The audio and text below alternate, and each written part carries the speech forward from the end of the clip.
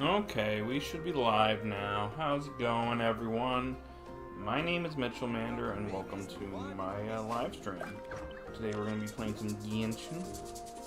We're going to be doing Skirk story quest. Should be fun. The highly anticipated character. So, we did the Archon quest yesterday, so today's story quest time. Without further ado, let's get started. I've tried chasing waves before. You want to try?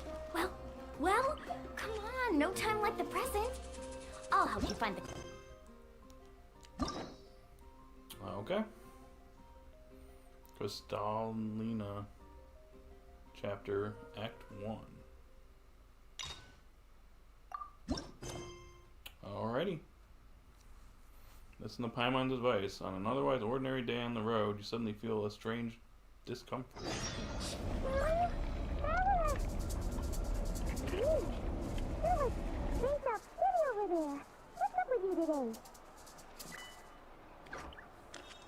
You feeling okay? We've been traveling all over lately, so maybe you've come down with something. That's it. We're getting Baiju to check you over. Oh, guess we're going the leeway.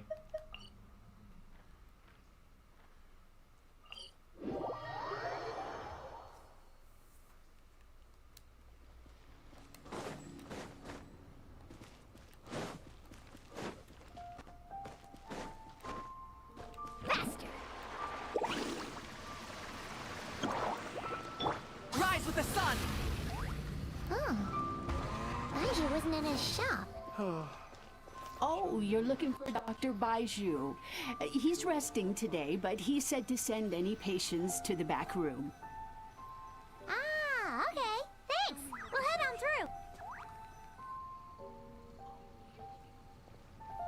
through. Okay.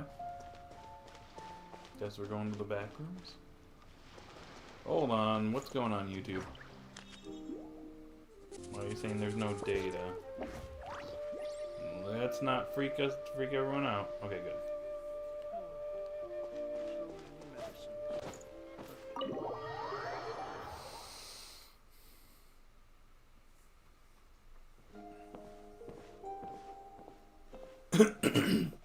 Oh, she's Snakey's on voice still.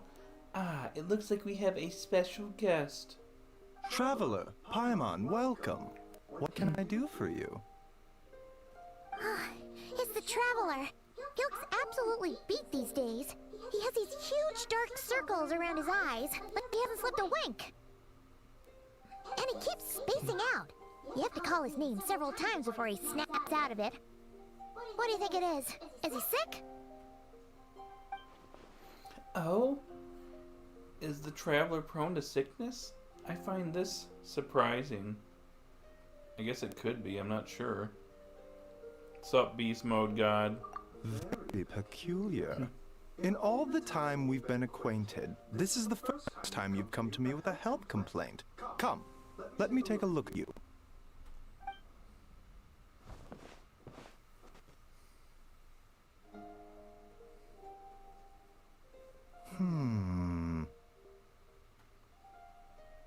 Okay, Paimon does not like that expression, Baiju. It's not serious, is it? Complexion is good, eyes are clear, breathing is steady, pulse is strong. Physically, you appear to be in good condition, Traveler. In theory, your energy level should reflect that. You should be feeling right as rain. And yet, I do feel like something is off. Hence my concern. A clean bill of health is usually a good thing, but in this case, it likely means your situation is more complicated. Of course it is. Physical illnesses come with detectable symptoms that can be used to diagnose, medicate, and cure the condition. But afflictions of a non-physical nature, they fall outside a doctor's realm of expertise. Huh? What do you mean, non-physical nature? Curses, dark magic, it's hard to say. It could just as easily be a simple case of mental fatigue. Why don't you rest here for a bit? Whatever it is we're dealing with, clues to your condition are sure to reveal themselves in time. Once we know the root cause, we can administer the right treatment. That sounds good to me. I've seen my fair share of mental afflictions. To start with, some calming incense, a good night's sleep, and a good meal will do you a world of good. If you say so. In the meantime, Chongshong and I will review the relevant literature for afflictions that present with mental fatigue. Still, we're not experts on this kind of thing. I say we should strongly consider calling a specialist as soon as possible. Oh, must be a rare condition if not even Baizhu and Changsheng have seen it before. Well, all we can do is take their advice. You look like you're about to collapse anyway. Just get some rest. Paimon will be right here by your side. Fingers crossed you'll be all better when you wake up.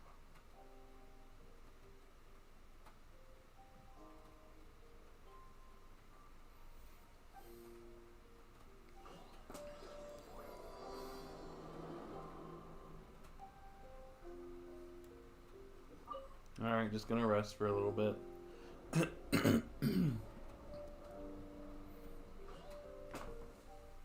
Hello.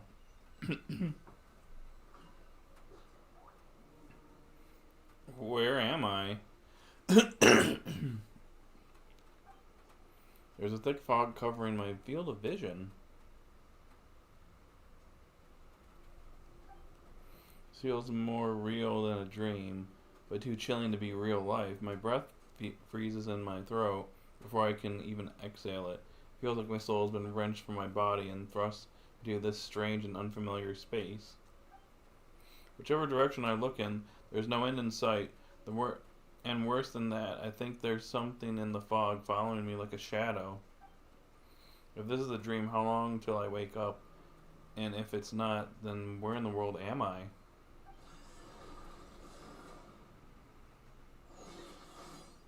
Oh, hello. What in the? Something just pierced through the fog and stabbed me in the back. But there's no blood? There's a strange light coming from the wound. I see a familiar looking spike retreating back into the darkness. Deep inside, it feels like there's a part of me missing. And now another wave of fatigue is washing over me.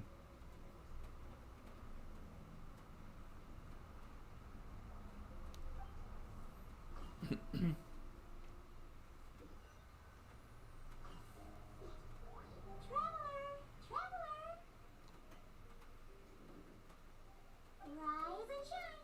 Time to wake up. Once, you're making Paimon look like an early riser. It's already afternoon. Hopefully all that sleep did you some good. Feeling any better? I might need you to check if there's a cut on my back. A cut? What? Did you scratch yourself in your sleep? Alright, let Paimon take a look.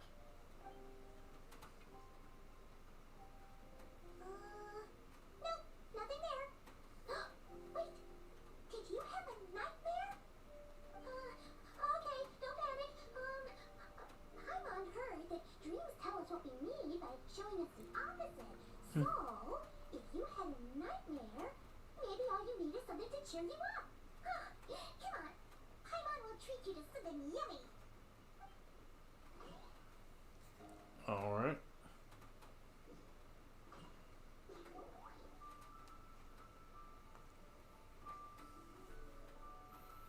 Alright. What?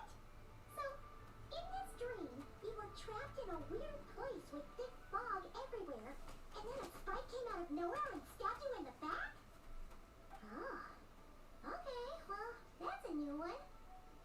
Are you sure it was a dream? Because from the way you describe it, it sounds like you were really there. But then again, you woke up right where you went to bed.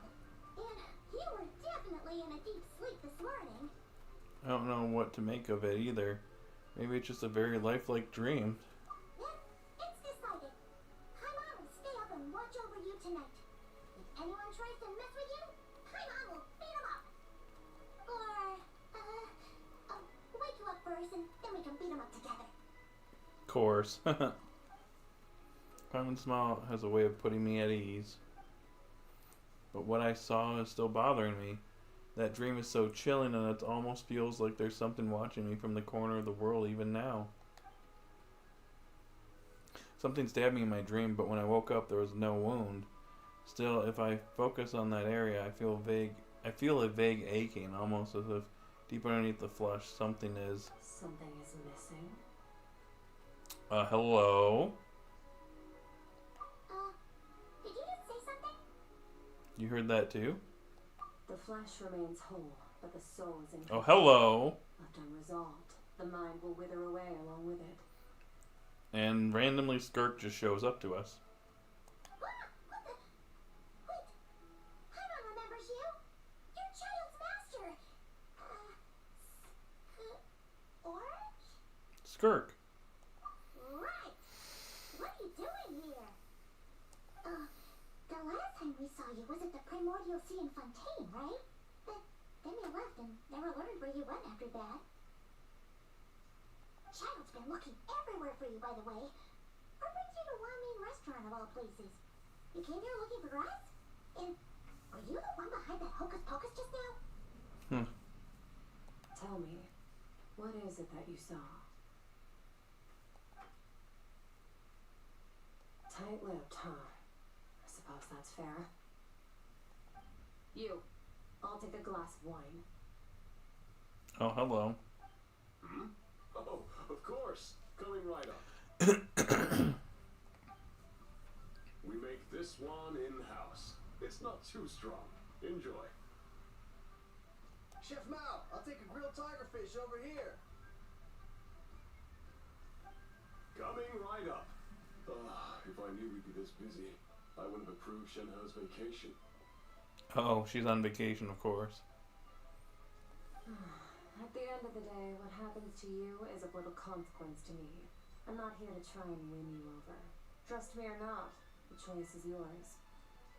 Okay, what's up? If you want my help, now's the time to speak up. You have until I finish my drink. What do you know about this situation? Why are you here? I was investigating an abyssal disturbance in the area and happened to notice you. Part of your soul is damaged, and the wound bears traces of abyssal corrosion. Need I say more? Abyssal corrosion? Neither of those things sound good.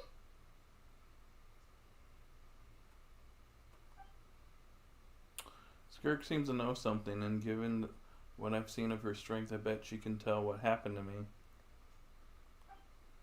I don't know what her goal is, but in this moment at least, I don't think she has bad intentions. Well, should we trust her? What do you think, Paimon? She mentioned an abyssal disturbance. Maybe that has something to do with what's going on with you. But we could always find a different expert on the abyss to help us out. Not on short notice. Yeah, and that thing she said about your soul being damaged is scary, Paimon. Definitely something we should fix sooner rather than later. Skirk's an interesting one, that's for sure. But from what Childe's told us, she doesn't seem evil, at least. 1, 2, 7, 10. That'll do. Well, have you made up your mind? What I saw was a dark space shrouded in a dense fog that couldn't disperse, wouldn't disperse. So that's all we know, Miss Skirk. Ma'am, can you help us? So, you couldn't disperse the fog. I understand. Come find me in the Glalie plants when you're done here. Oh, and I left cash for the drink on the table. Settle the bill for me, will you? Oh, okay. At least she's courteous. She disappeared.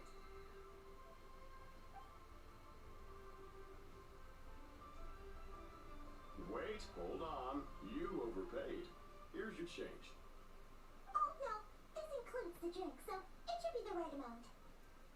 I didn't think you two ordered a drink.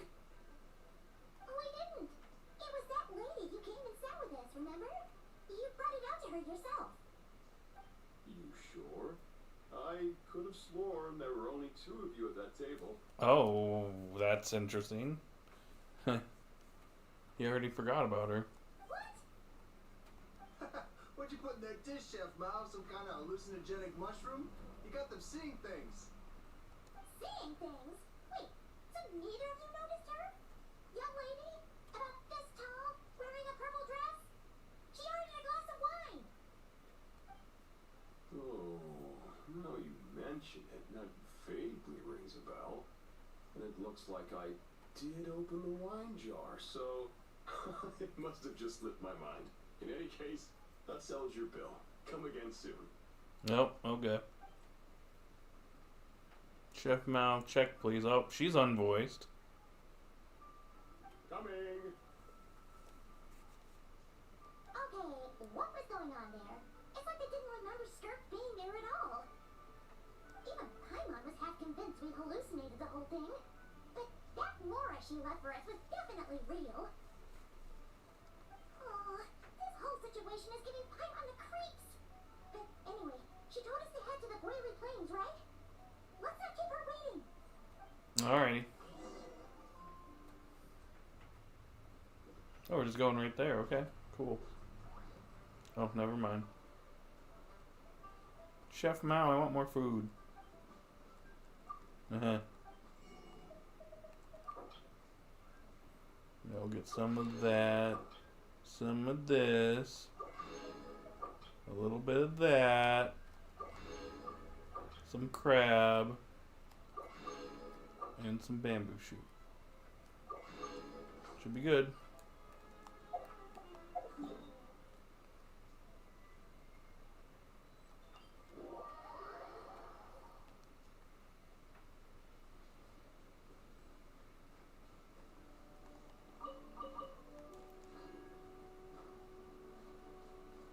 Carbon waves.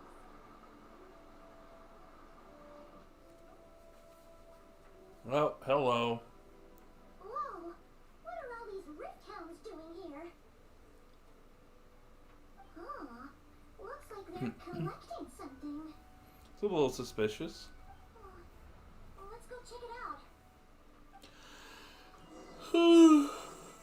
Oh, hello. Target acquired.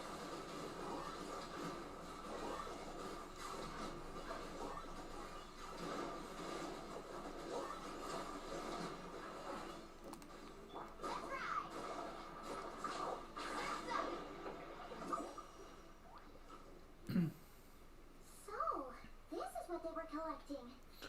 God Kinda like... God remains? Didn't we do this in the Baiju story quest? Yeah. What is going on here? I did that a while ago too. That was like 2 years ago. From the moment they are born, all beings of great power have an impact on this world. Even if their body is sundered and their soul extinguished, their influence remains. Hello. Gods are the most common example of that. The remnants of gods who fell thousands of years ago remain buried deep within the earth, carrying within them a warped will and a dark curse. Together, these remnants form what you call God remains, and it appears that some of those sealed here were dug up and removed. There are traces left, but they're fading fast. What are you doing? Nothing. Just wanted to make sure you were, real? That? She's definitely not a ghost traveler. Paimon poked her, and she's solid. After you left the restaurant, the other diners acted like you were never there. Your life hangs in the balance, and that's what you're fixated on? Strange set of priorities. No. It was just a trick to avoid being perceived. If someone notices me, those memories are erased. Simple as that. Unlike you, I have no desire to establish a connection with the world. The weak and the lowly have no right to remember me. They're lucky they only have a few missing memories to show for it. Now, can we please get back on track? Sure. Okay. Where were we? Right. The god remains. So basically, there's now less of them here than there used to be, right? Isn't that a good thing? In our experience, god remains are 100% bad news. A lot of terrible things have happened because of them. Maybe it's a good thing by human standards. The power doesn't come from nothing, and it doesn't just disappear for no reason. The remains aren't just gone. They were taken. Like part of my soul was taken? Very clever, traveler. You aren't the only one who had something taken from you. There are victims like you everywhere. The only difference being, you can speak, and the remains cannot. So it went unnoticed. Something similar happened in Sumeru. Within the span of one night, countless consecrated beasts were slaughtered, and a large amount of the god remains buried in the desert went missing. Of course, god remains are just one of the targets. The culprit is chipping away at sources of power all over this world, including the Stella Fortuna above. Wait, you mean the stars? 42 of them have died out in the past few months alone. Oh. Really? In Conria, people believed that powerful individuals have corresponding Stellar Fortuna. Even should that individual fall, their Stellar Fortuna would not disappear, but gradually evolve into a new constellation. Yet now, stars are disappearing from the skies entirely, and it's not hard to deduce what's happening to the power they contain. Something has been reaching power from this world, like a parasite steals nutrients from a host. And now, it's no longer satisfied with the remains of the dead. It wants you. This time, it only took a fragment of your soul. But next time, there's no telling how far it could go. But why me? No one knows. All I know for certain is this. Getting back what you lost will not be easy. Considering how much power this entity has stolen, it must be a god-level being by now at least. But that's not the real concern. Souls are fragile things, and yours could easily be crushed if you go up against it. So you're gonna help us, right? We're going to help each other. You are my ticket to uncovering this thing's true identity. Well, great! You seem super strong, and you know a lot about the Abyss, so Paimon will take it. Thank you. Don't get all mushy on me. All I'm doing is helping you get back to normal after a sudden crisis. And I should warn you, getting mixed up with me can have unforeseen consequences. We're on very different journeys. You don't want to be in my debt, trust me. Oh. You help me uncover the truth behind this entity, and I'll help you recover what you lost. This is a transaction, that's all. I'll take it, I guess. You would do well to remember that. Now, come along. No, looks like I'm going to the Abyss. Yeesh! You'd think she'd be a little friendlier since she's agreed to help us. But nope, she's just like when we met her in the primordial sea. So cold. Whatever. If that's how it's gonna be, then she doesn't deserve our friendship. What she does deserve is a super embarrassing nickname. Good luck with that, Paimon. Paimon's got it. Frosty the Lavender Melon. Serves that ice queen right. Anyway, the important thing is that we get that piece of your soul back. So, let's follow her and see what sort of plan she's got. Alrighty. To the Abyss.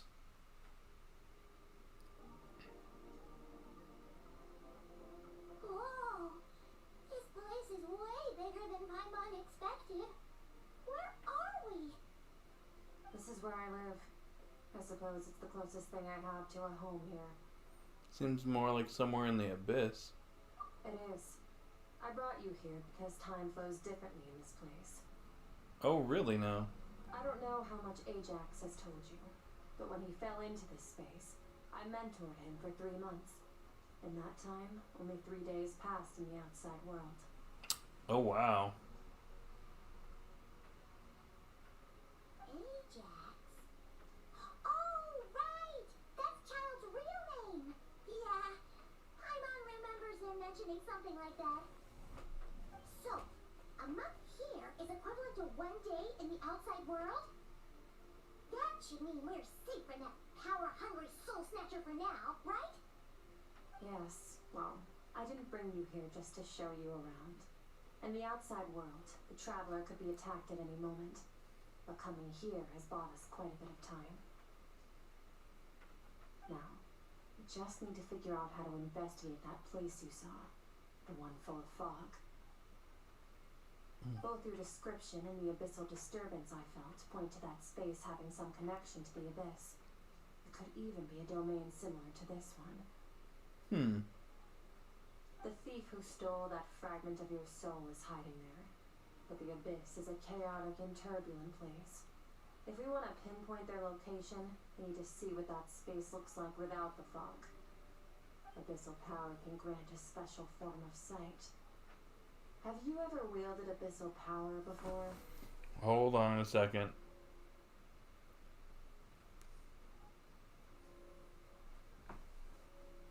YouTube's giving me a little bit of an issue here. Okay, we should be good. It was telling me I had no internet for a second, so... And that's not good.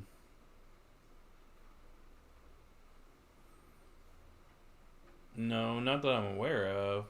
Okay. Do you plan to learn? For now, no. What kind of... I'm kind of at odds with the Abyss.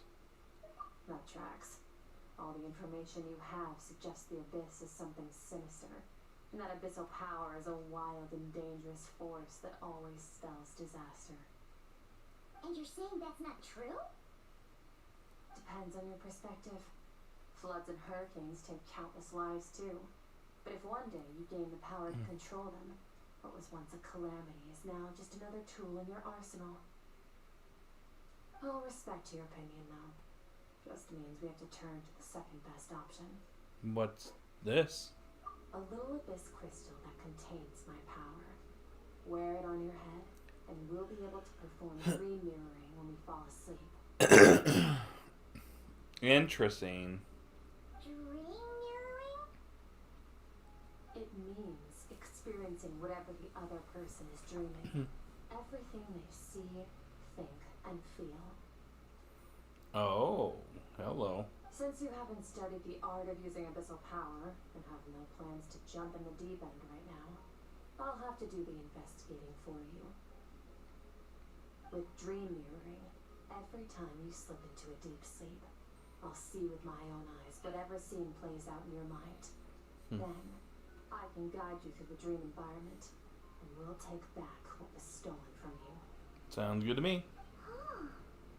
You make it sound so simple. So all I need to do is wait. Is there anything you need me to do? Tough to say.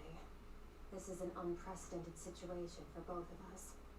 Even assuming we do manage to find where this entity is hiding, like I said, getting your soul fragment back won't be easy. To play it safe, I need to give you some special training first. Wait, you're gonna teach him some of your martial arts? Does that mean the next time we see Childe, we have to treat him like our savior?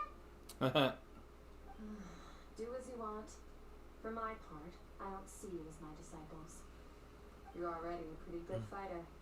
All I'm planning to do is build on your current skills and train you for the specific scenarios that I think we might face.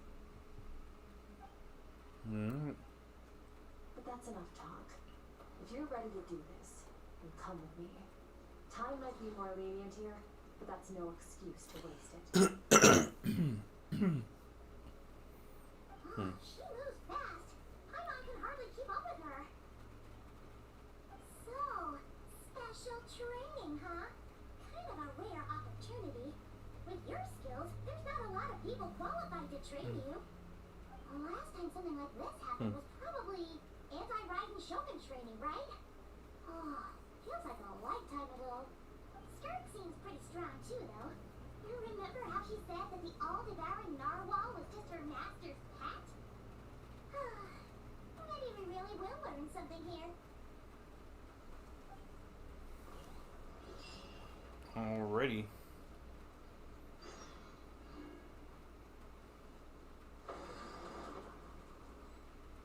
Let's do it.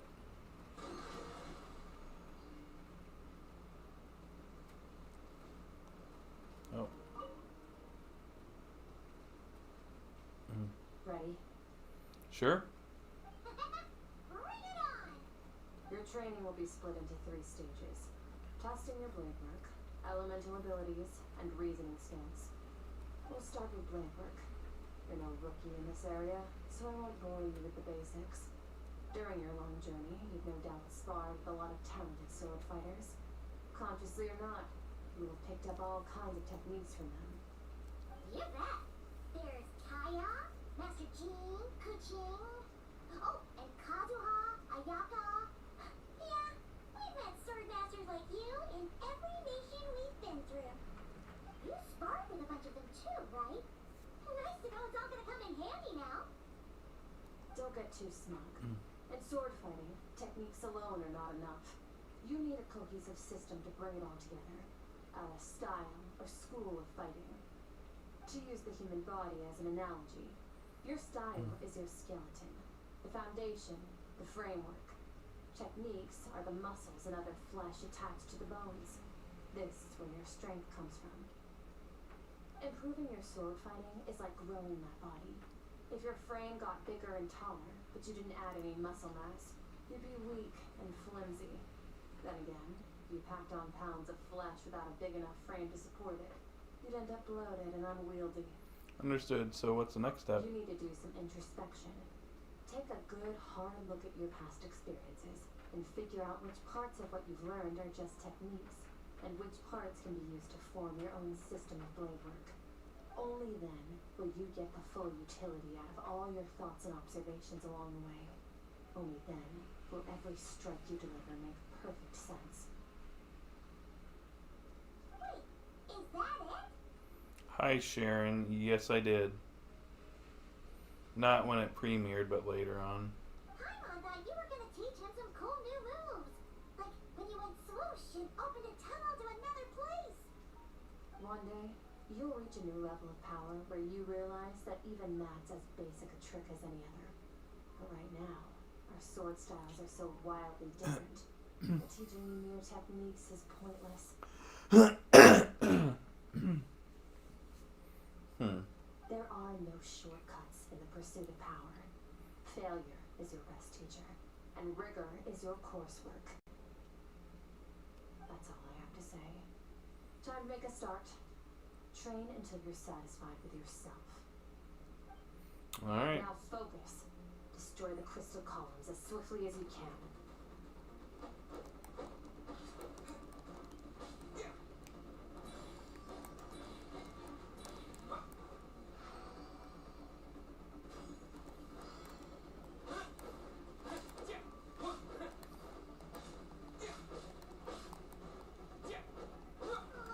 This is making Paimon's head spin. Hang in there, traveler!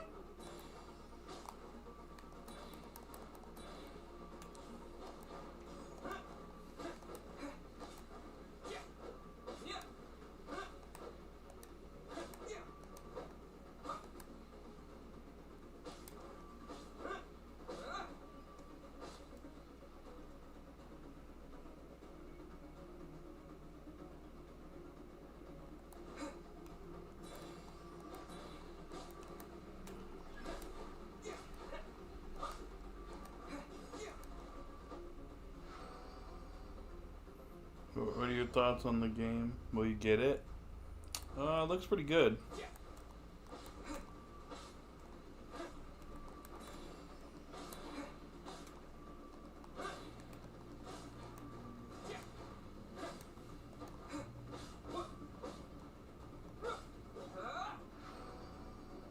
I think Matt's here. Use your head. You have to keep it together.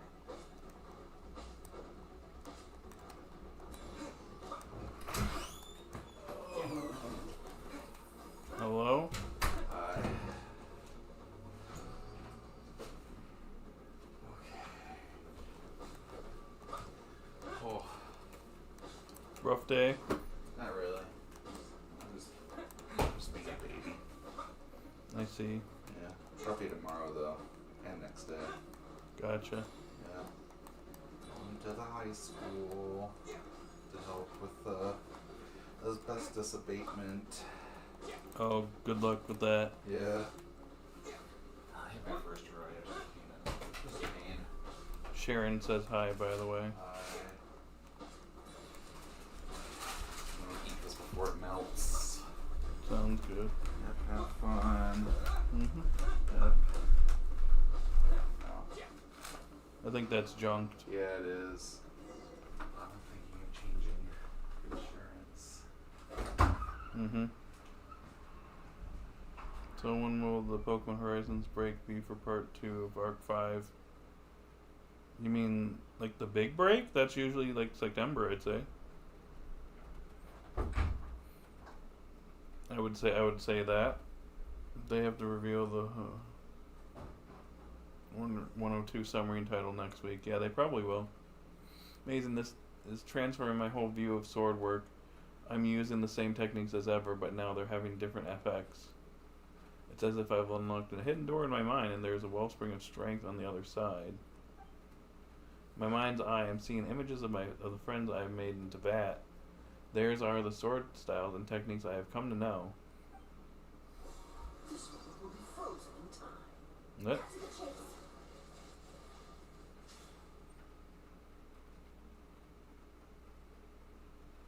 Consider a moment of true mastery that you've witnessed in another world and ask yourself, what lies beneath the surface? What's their guiding philosophy? What's their state of mind as they maneuver their weapon? Now take that and practice it right away with speed, skill, and strength over and over until your hand is one with your mind. This is the only path to true growth. Step on up! Dance with the waves!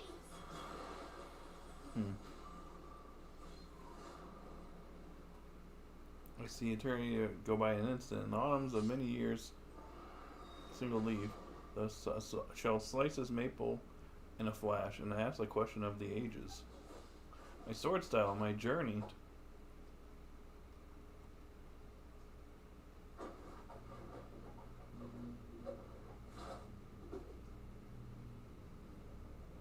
Someone's getting stronger.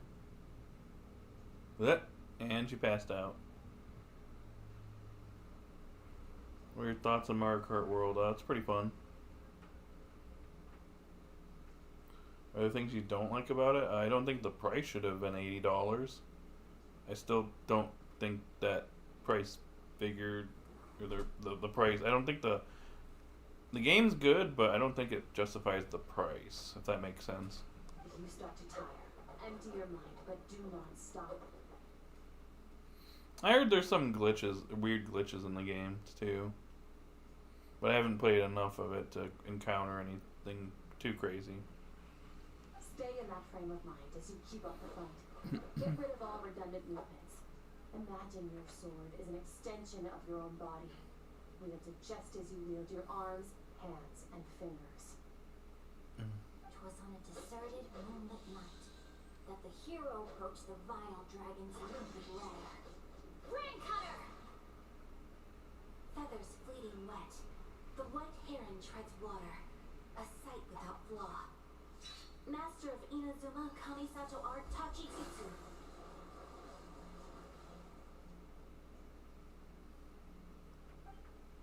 With each slash of my blade, I feel my strength increase, and I don't know if my weapon can contain all this power.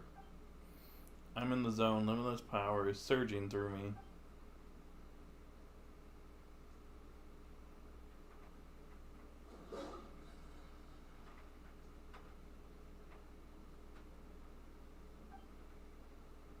Your slash is 5 until you exhaust every ounce of your energy.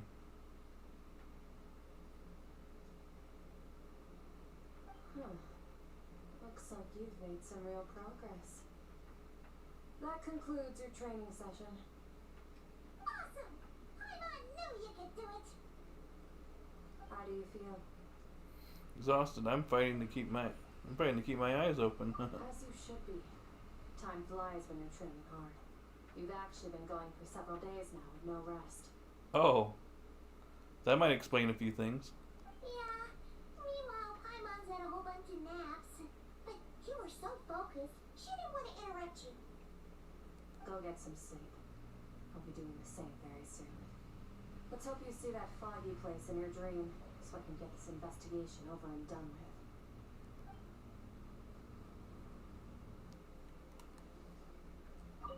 Sometimes you have to practice a single movement 1 million, maybe 10 million times before the breakthrough moment comes. Nothing in the outside world can help you in this process. The most important thing is to remain patient.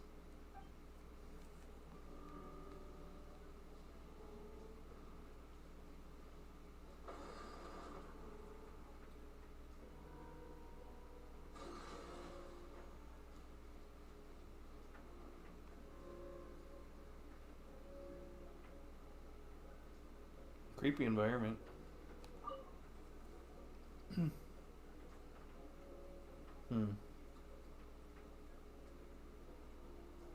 Looked like he ate it. Just put it on his ear.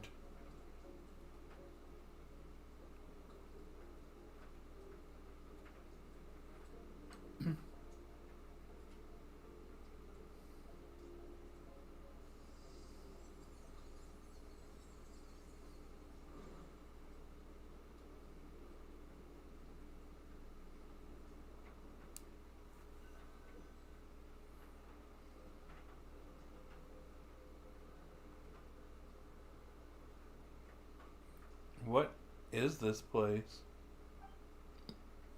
I've been pulled back to that place again. But Skirk said the dream mirroring would kick in when I fall asleep, so why am I back here? No, on closer inspection, this isn't the same dream as last time. It's dark and gloomy, but there isn't that chilled fog that made my hair stand on end. Hold on, if dream mirroring is a two-way process, maybe I'm seeing inside her mind while she's exploring mine? This is her inner world. It's pretty bleak that I can occasionally make out the sound of a flowing stream. Other than that, it's so empty. Strange creature. Oh. What's that? A strange looking creature. Where'd it come from? I think it wants me to follow it. I might as well see where it leads.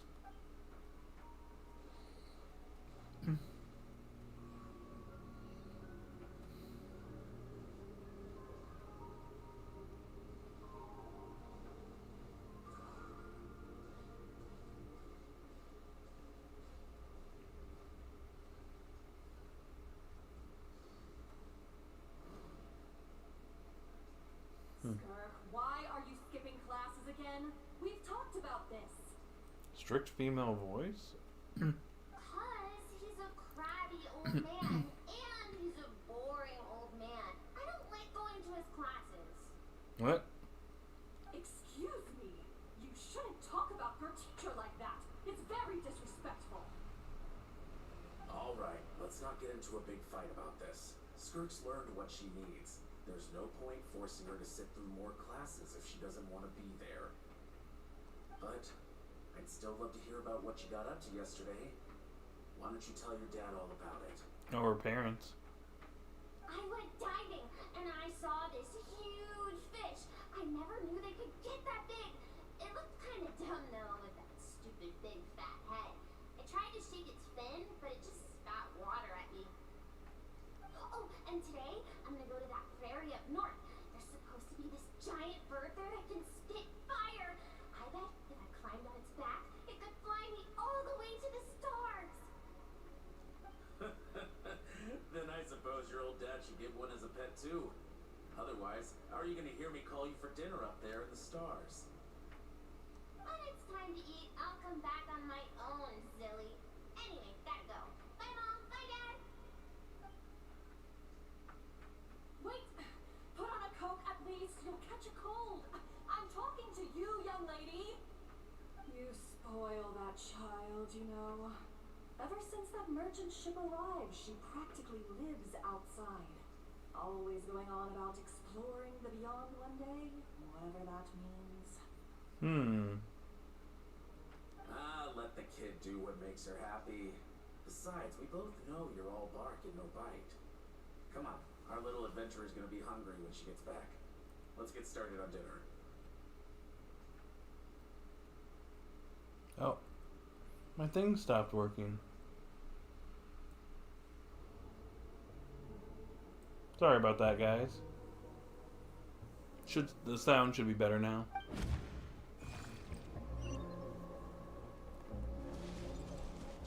I'm out.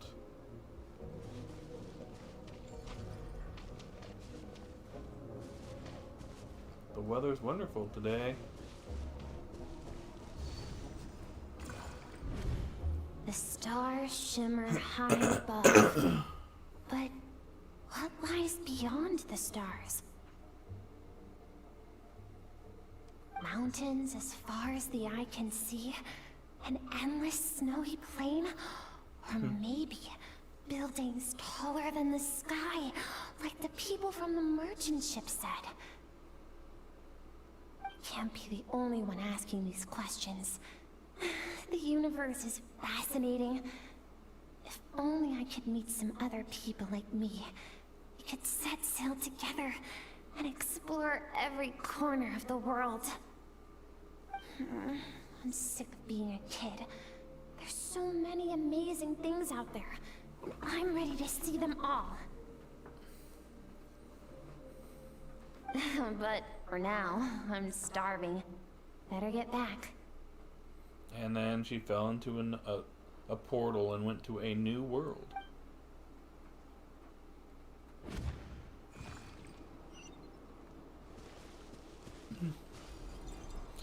Huh, what's over there?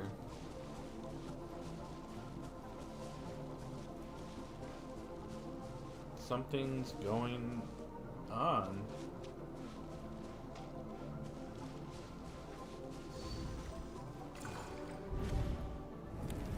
Don't let a single one of them get away!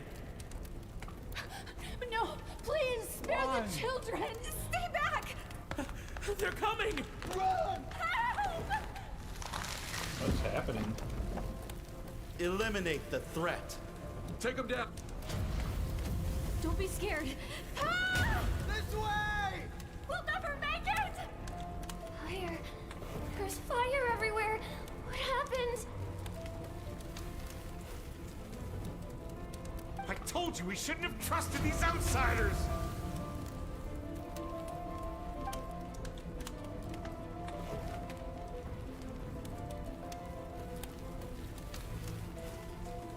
Why are you doing this? What did we do to deserve this? We welcomed you with our finest food and drink, showed you the best our home has to offer, gifted you cloth dyed by our own hands. And this is how you treat us? Run! Save yourselves! Something happened. Captain, Zone 3 is clear and we have Zone 2 surrounded. Begin extermination. Remember the orders from upper command. No one is to be left alive. Rest assured, sir. We have enough munitions to annihilate these savages and burn their entire civilization to the ground. Good. The only ones who put up a real fight are that man and his wife, correct? What's their status? We shot the man in the ankles and the wife broke her wrist attempting to fight back. They won't be doing much more fighting. They're holed up in their home for now, but they won't last long. Oh, jeez Louise. To prevent them from making some kind of last stand, we're planning to clear out the other zones first so we can send a bigger squadron to surround them. Well, well. Turns out some of these beasts do know how to use their claws. Now the threat these savages pose will be undeniable. Let them cling to what's left of their lives for a little longer.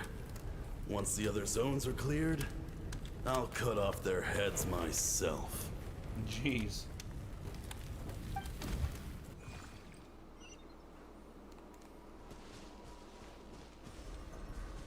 It smells like something's burning.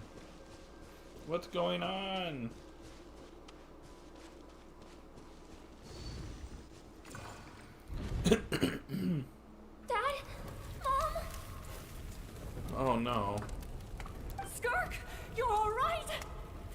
heavens! I'm so happy to see you, sweet girl. But you need to go. It isn't safe here. They'll be back any second. What happened? You're bleeding a lot. Dad.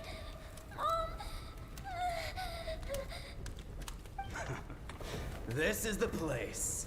Alert all units. Prepare to surround. Run, Skirk! Run as far away as you can! Don't trust anyone!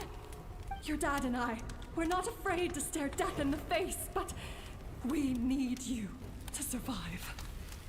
My clever girl, so curious. You're already so brave. I know you're going to grow up to be such a positive light in this world. Whenever you miss us, just play this song. Well, this is tragic. Remember, life is a gift. Don't let darkness claim it.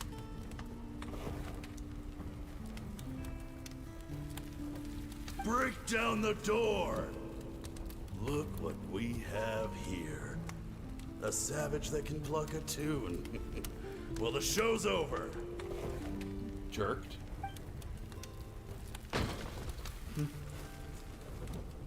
You! Stop singing! Shut it! I said shut it or I'll make you! Fine. Have it your way!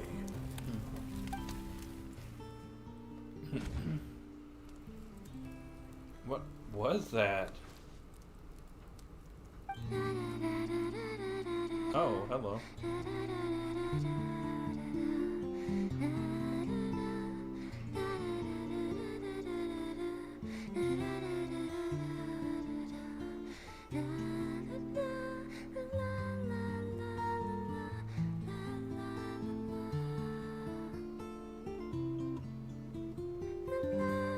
This is different.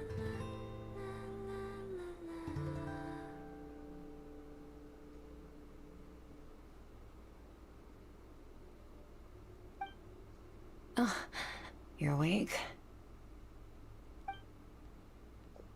I found a few clues while you were asleep, but it's only a start. Now, time for the second stage of your training. This time, the focus is elemental energy. Come find me when you're ready to begin.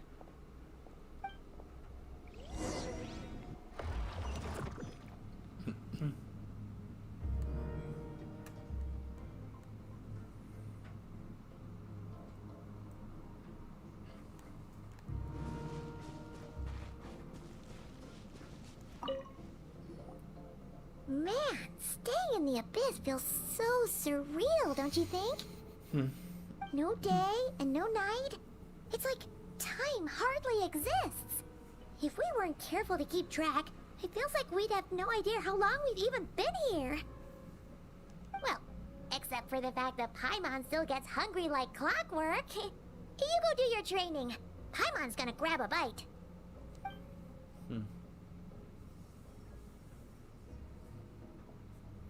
I'm ready to The start. way I see it, the pursuit of power is divided into 3 stages. The first is mastering the use of standard weapons. Next is learning how to harness natural energy. And after that, you're free to challenge even higher dimensions.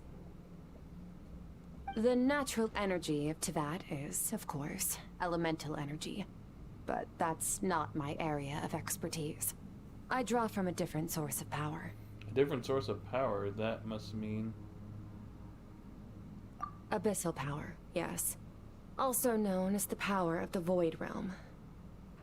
My master, Sertologi, is a true expert in that area.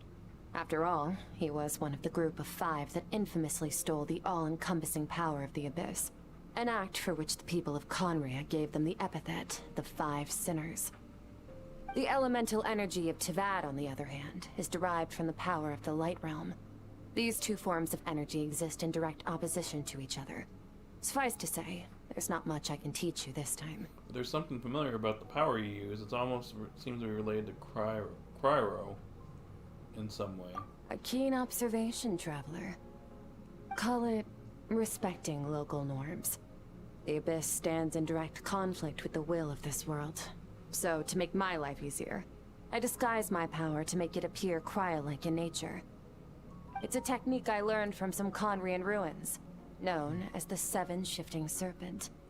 If you ever change your mind about delving into abyssal power, I can teach it to you. Abyssal power doesn't suit me. I have the ability to purify abyssal power. So I've heard. You seem to have a knack for removing abyssal power. But is purification really what's going on there? Like I said, power does not simply disappear. What are you trying to say? Just thinking out loud. Let's focus on your elemental training. That's what's gonna help us if the situation gets tricky. True growth comes from adversity, but only if you make the choice to pick yourself up again every time you fall. So, it's time to push yourself to the limit, and then keep pushing. This is the only way to advance at pace. Use the power of Animo to clear the field as fast as you can.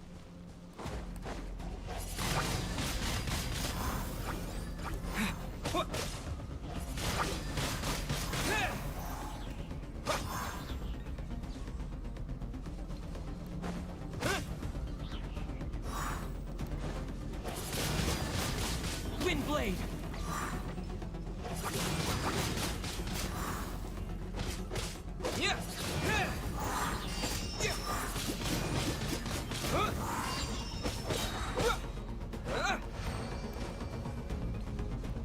Observe your surroundings. Look for things you can use to tilt the scales of success in your favor.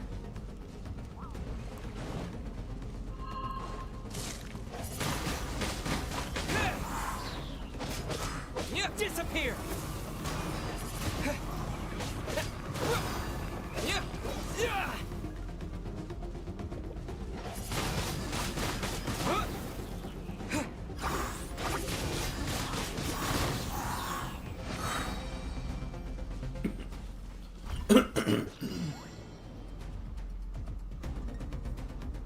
Use the power of Hydro to destroy the spikes.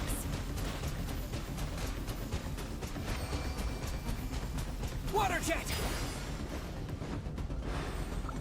Faster. Don't give them a chance to strike you. You need to be quicker than you were in your dream. You can't afford another injury like that.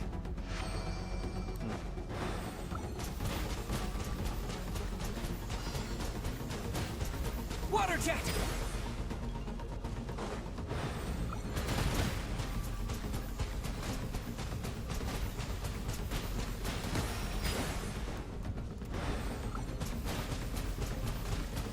Water jet!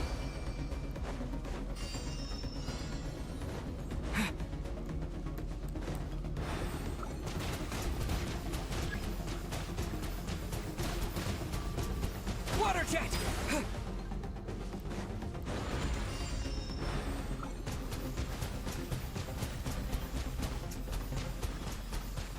Water jet!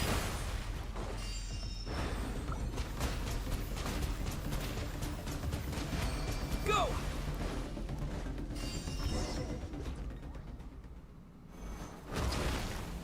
Along my journey, I've taken different elemental abilities in different lands. I never trained them all at once like this. You need to understand what makes you special. The ability to wield elemental energy without a vision and switch between the elements at will. It means your aspirations need no approval from the gods. Your power is not bound by the rules of this world. So be bold. Do not be afraid to chart your own path. Race the wind, tough as stone, nimble as lightning, flourishing like foliage. Feel the power of the elements flowing through me. Sometimes as peaceful as a flowing stream. Other times surging like a raging river. I close my eyes, I can almost hear their voices, but it's not like some wild beast battling me for domination. It's more like saying hello to an old friend.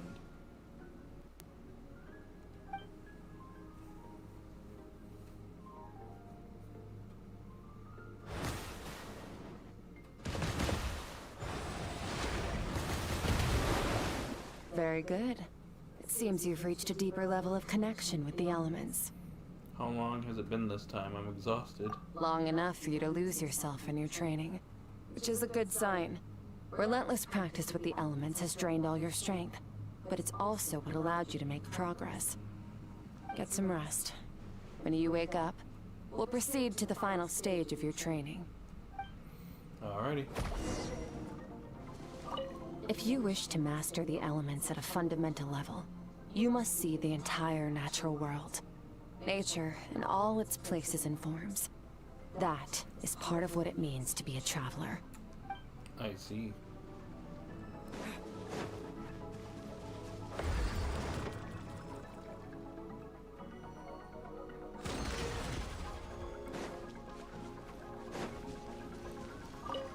Time to sleep again.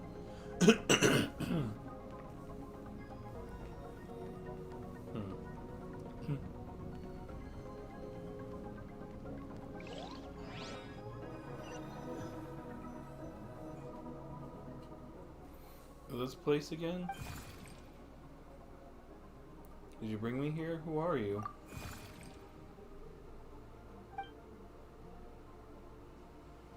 Gonna learn more about Skirk's backstory. No response. Strange creature just floated away. What is that thing? What's it doing in Skirk's inner world? And where is it taking me this time?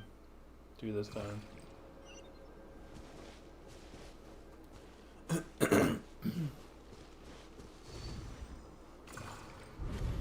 What is the secret to power?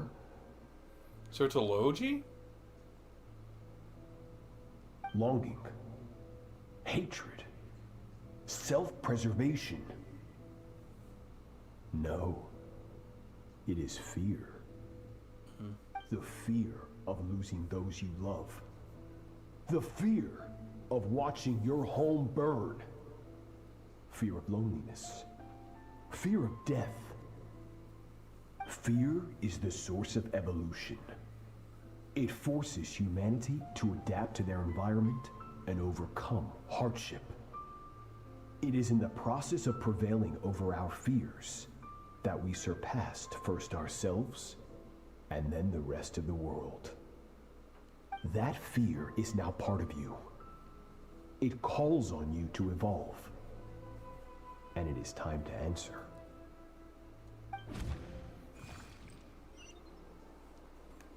Let's go. Ow, it hurts. Daddy, Mommy.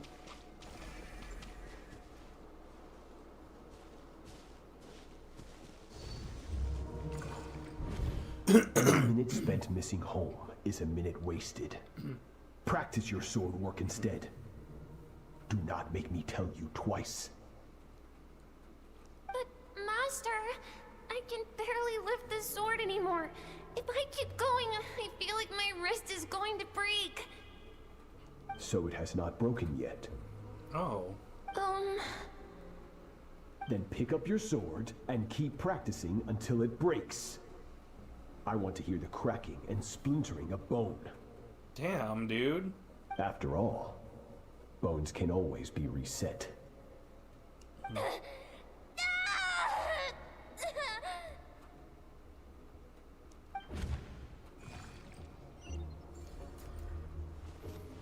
can't breathe.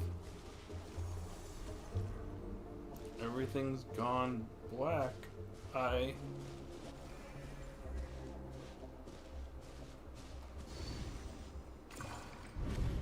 Good, Skirk. Once again, you survived. How do you feel? Cold and pain. These are signs that you are adapting to the abyss.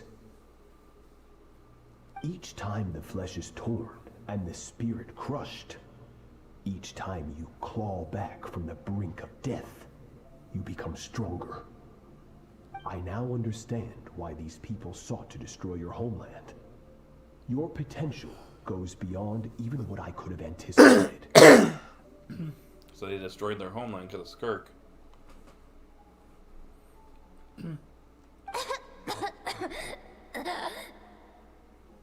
But you still have much to learn in your pursuit of strength. Your mind is rife with distractions.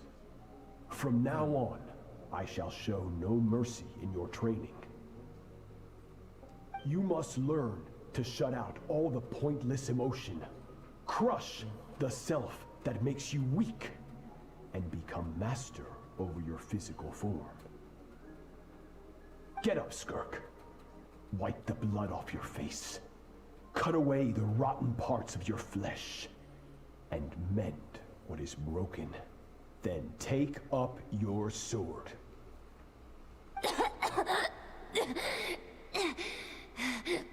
Yes, Master.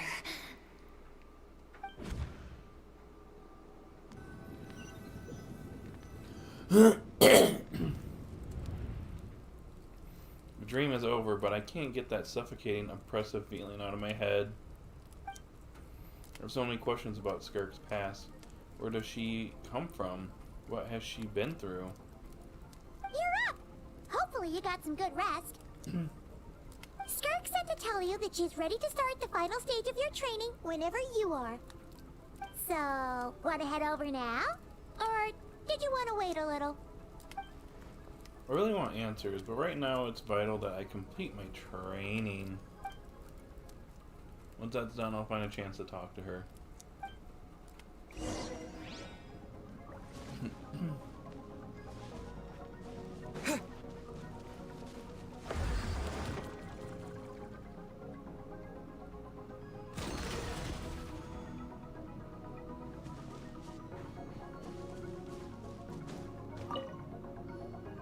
From your training so far, you have gained better command of the sword, and more control over your elemental abilities. It's all thanks to your guidance. That's only part of it. Experience is the real teacher. Your journey, the friends you have made, the dangers you have faced. These have taught you more than I ever could. Now, it's time to focus on how you react under pressure. You must be able to think rationally, even in unpredictable combat situations.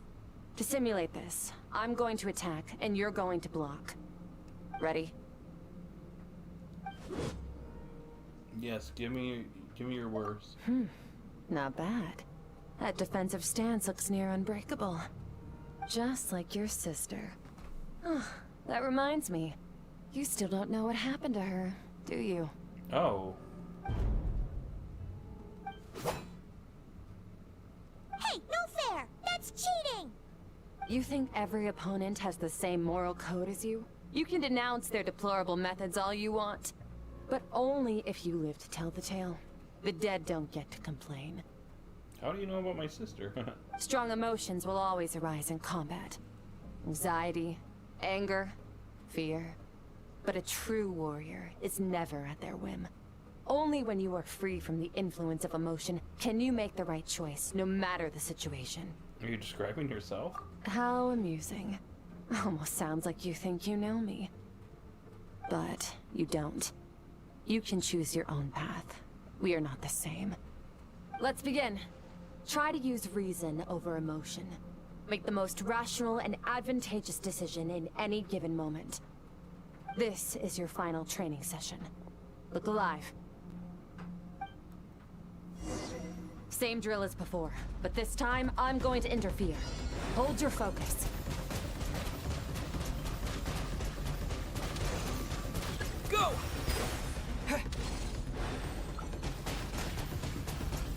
Water jet!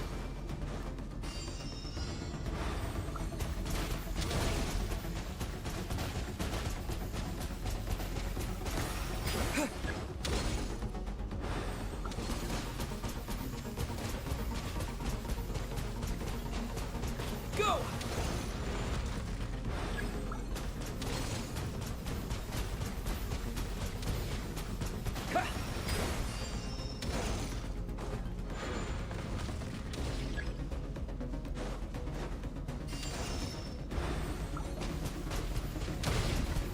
Water jet!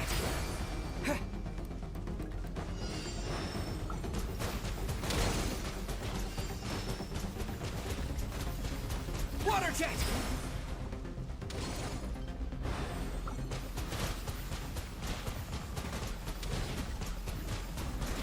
Go!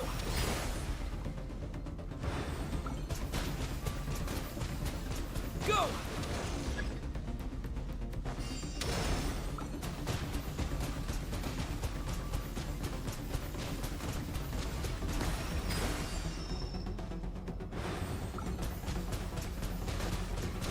Not bad. Better than I expected. There we go. It's not easy to control my emotions. The battle is overwhelming, but if I can just focus on all my attention on what my opponent is doing and how I should respond, it's almost like my emotions take a back seat. You're getting the hang of it. The first step to controlling your emotions is controlling your mind. You want a unified train of thought. It all comes down to focus. Focus. Focus on the battle.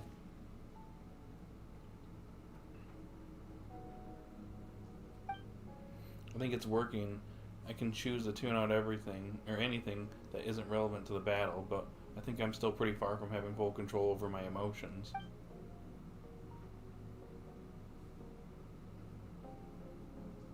Your mind is rife with distractions. From now on, I shall show no mercy in your training. You must learn to shut out all the pointless emotion. Crush the self that makes you weak, and become master over your physical form.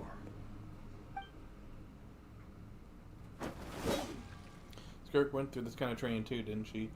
Homerso says the training have to be to make someone substitute all emotion for pure reason. Stop. Let's pause here. One look, and I can tell your mind has wandered.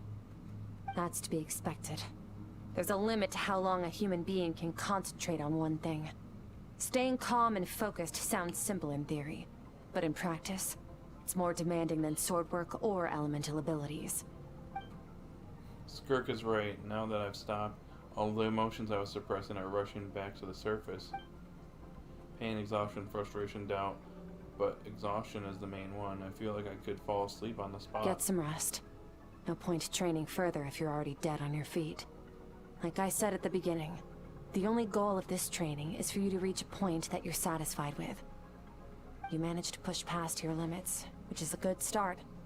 You can be proud of that and sleep well knowing that you've earned it.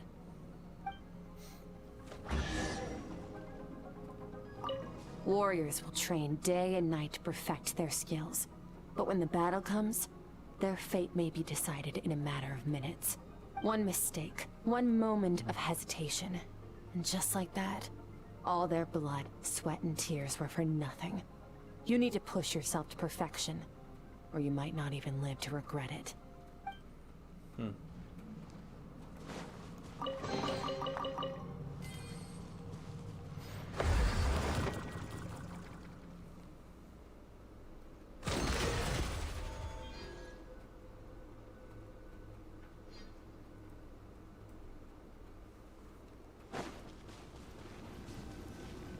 Alright, time to rest again. Go sleepy sleep.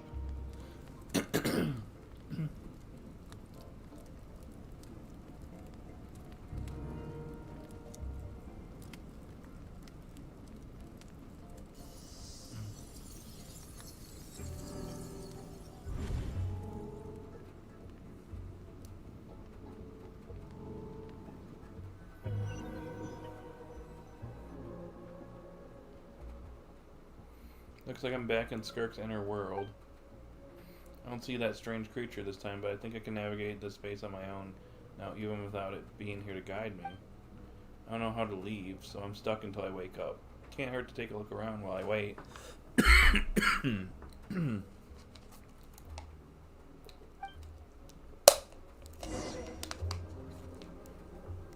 Alright, let's see what we got here.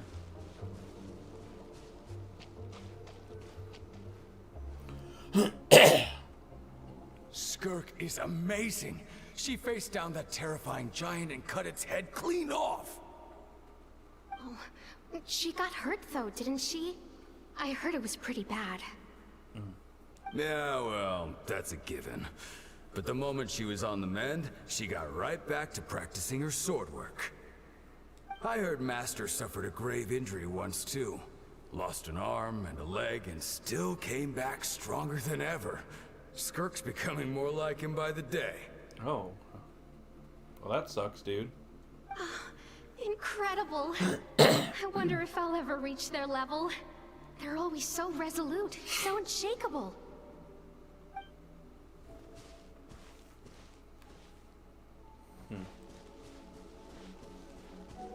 got here?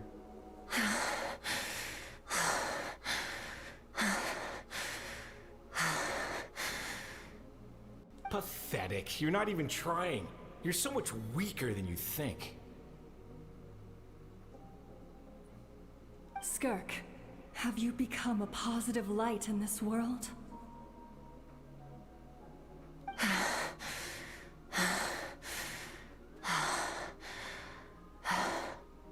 Do you even remember how many of us perished in that fire? How many bodies were left to rot on the scorched earth? Yet you alone live on. Keep your gaze fixed on your blade. You don't deserve to rest. I have so many questions. I just want to jump in a spaceship, explore the whole universe, and get answers from the stars. I just need to wait till I'm grown up. Then I can do anything. Now, you must bid farewell to who you were in the past and become someone stronger. Run, Skirk, run! Only death awaits us here. Keep running, and don't ever look back.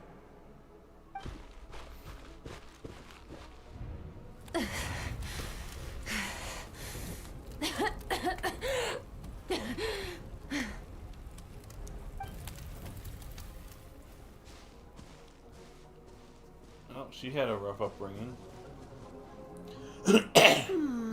Let's see here.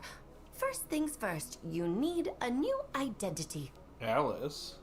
Going around telling people you're from somewhere beyond the stars won't do, now will it? How about saying you hail from beneath the earth instead?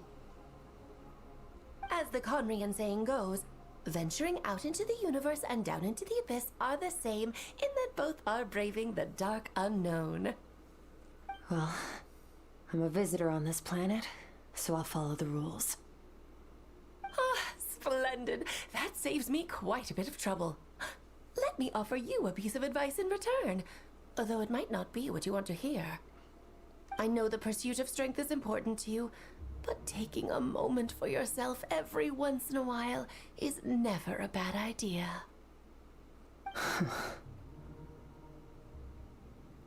Ignore her existence for too long, and there will come a day when you can no longer hear her voice.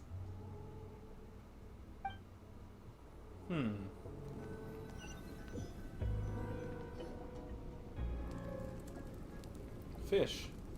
Abyssal fish?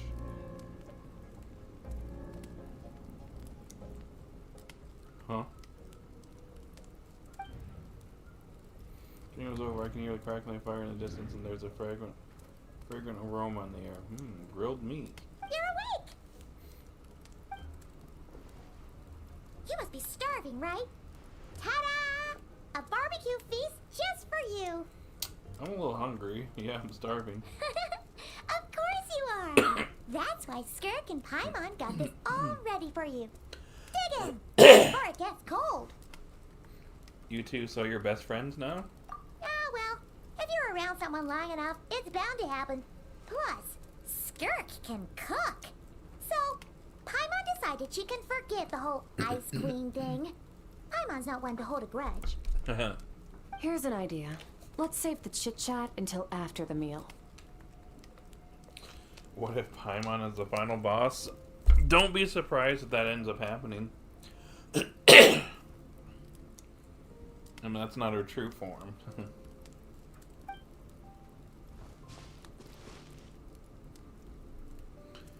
You all dig in and make quick work of the food. So full. Okay, it's Paimon's turn to sleep now. Wake her up when it's time to go.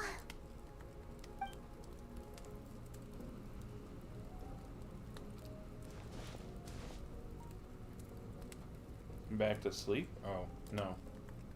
I have good news. Oh. First, your training is complete. You have what it takes to wield immense power. Now it's just a matter of putting it into practice.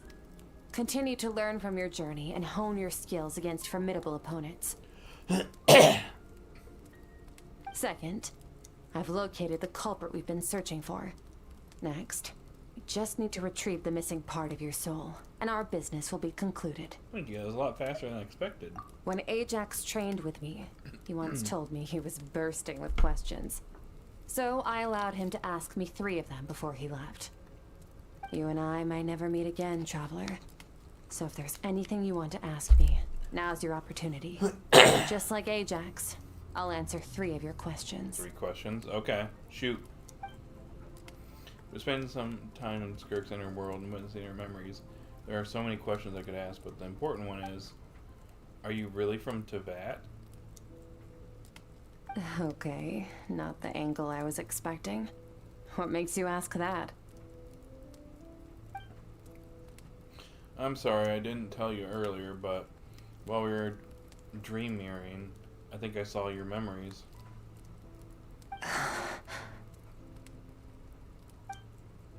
This is the first time I've seen Skirk break her composure. Guess it really took her by surprise. I knew that was a possible side effect. Closed off my mind to you for that exact reason. Even with the dream mirroring, you should have seen nothing but endless darkness. So Skirk didn't share those memories with me on purpose. In fact, she tried her best to keep them from me? But speaking of endless darkness, my first time there, that was all I saw until a strange creature appeared. Whatever. Must have been a flaw in my execution. I shouldn't be too surprised. Due to some recent circumstances, my self-control has been lacking as of late. Since you've seen what you've seen, there's no reason to hide the truth. All I ask is that you keep it a secret. So technically she'd be a descender then. No, I'm not from Teyvat. I'm from a different planet. And there was a time when I journeyed through the stars. A lot like you in some ways. Like me, do you mean you're also a descender? No, we're different in that respect. You're influencing the fate of this world. But me, I'm just passing through. Several hundred years ago, my master, Childe, opened the border between worlds and sent me here. So she's several hundred years old. But this is not my home. And one day, I'll return to the vast unknown of space. So, there you have it. On to your second question.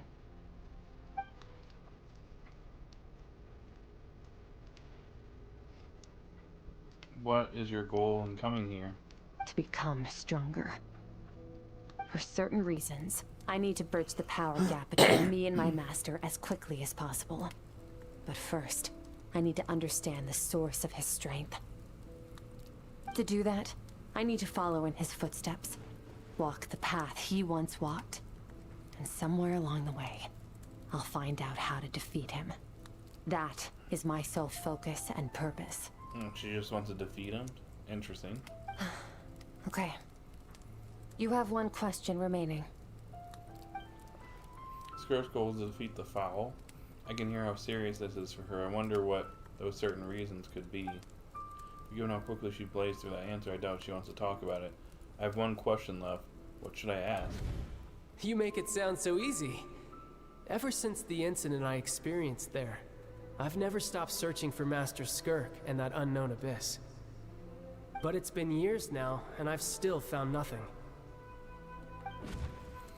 Huh? Maybe I should take this opportunity to get Childe some answers. Well, your last question? You know, Childe is looking for you, right? Are you going to let him see you? Ajax. His situation is different than yours. Before you ever crossed paths with me, you'd already encountered many formidable people, studied their techniques, and developed your own skill set. So, during your training, all I had to do was build upon that foundation. But Ajax was so young when he came to me. A complete blank canvas. Children can't help but imitate their role models. In the long run, that would only hinder his growth. Once Ajax has enough strength in his own right, I will allow us to meet again. Until then, let that motivate him to reach his full potential. That was a calm and calculated answer. It's like she was talking about something entirely mundane. I don't know why, but I'm not buying it. She makes it sound like the decision has everything to do with Childe and nothing to do with her. But what does she actually feel about it? The abyss is completely silent. This domain must get lonely after a while, not to mention, she said it's been 100 years since she arrived in Teyvat. Even longer than that if you account how slowly time passes in here. Unlike you, I have no desire to establish a connection with the world. The weak and the lowly have no right to remember me. They're lucky they only have a few missing memories to show for it. And all that time she never established a connection with this world.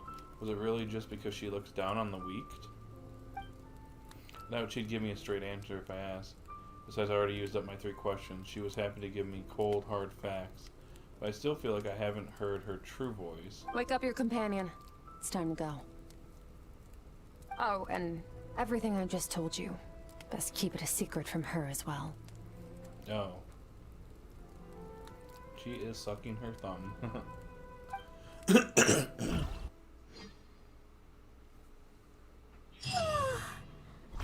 to go. Oh, finally. Where are we headed? Just follow me. I'll open an abyssal rift close to the culprit's location. It will take us to where he's hiding.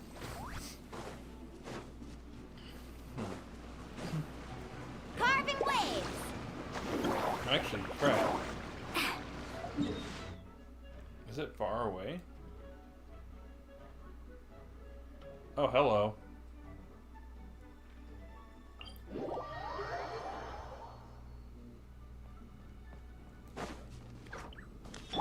Light it up!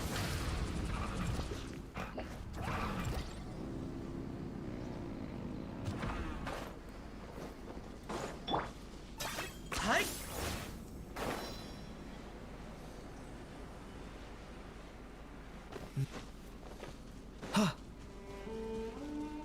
That didn't take very long.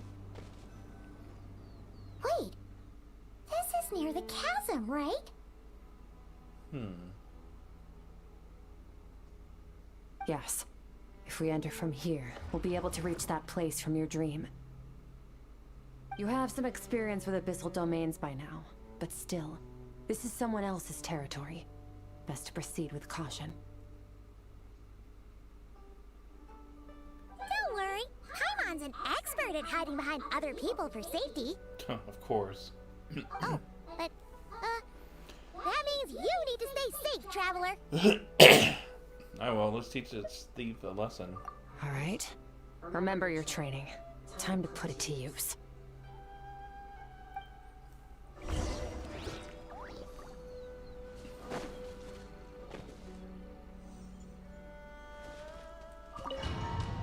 Well, here we go.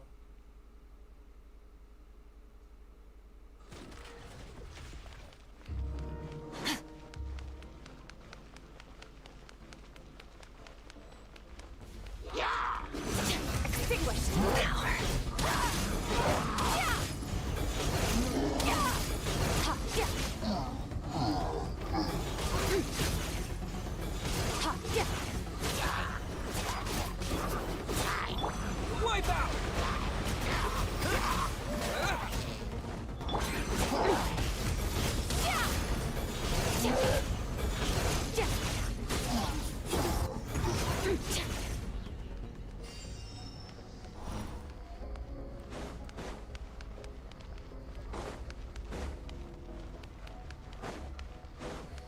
Going further. Whoa! Look at all these spikes! Careful! Don't get hit! You know what? Paimon's just gonna float behind you. Come on, you got this.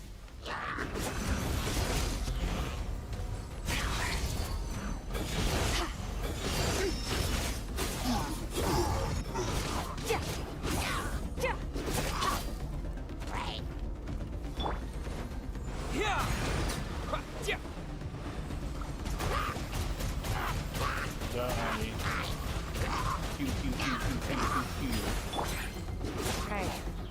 what are you two doing here?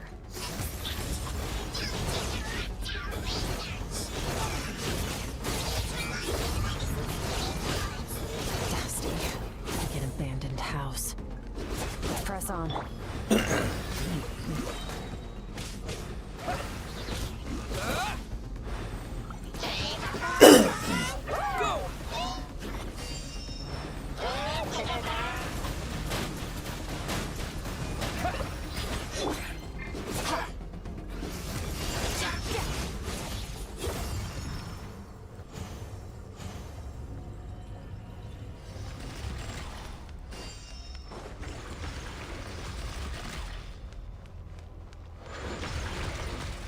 The heck? What the heck?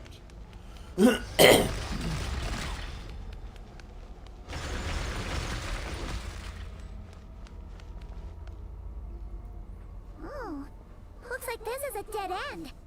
Did we make it to his hiding place? Ugh, this fog is making it impossible to see anything.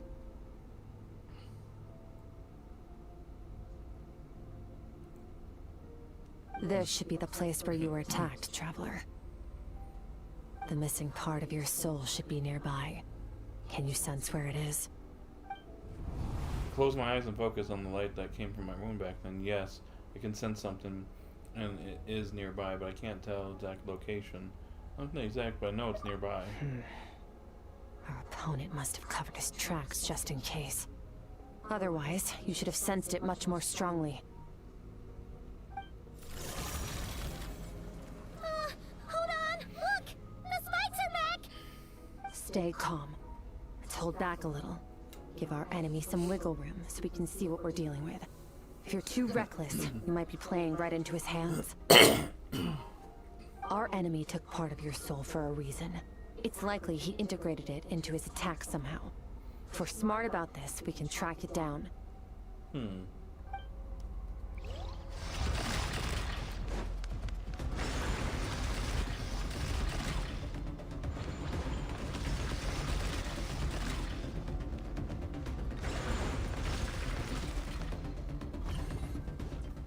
You can't hit me.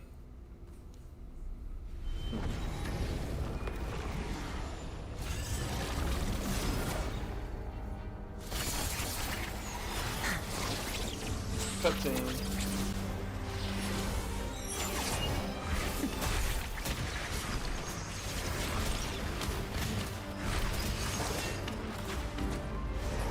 From the start, the attacks have been focused on me.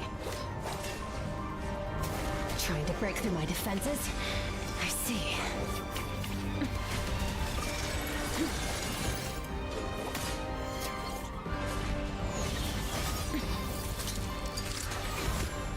Oh, you got struck.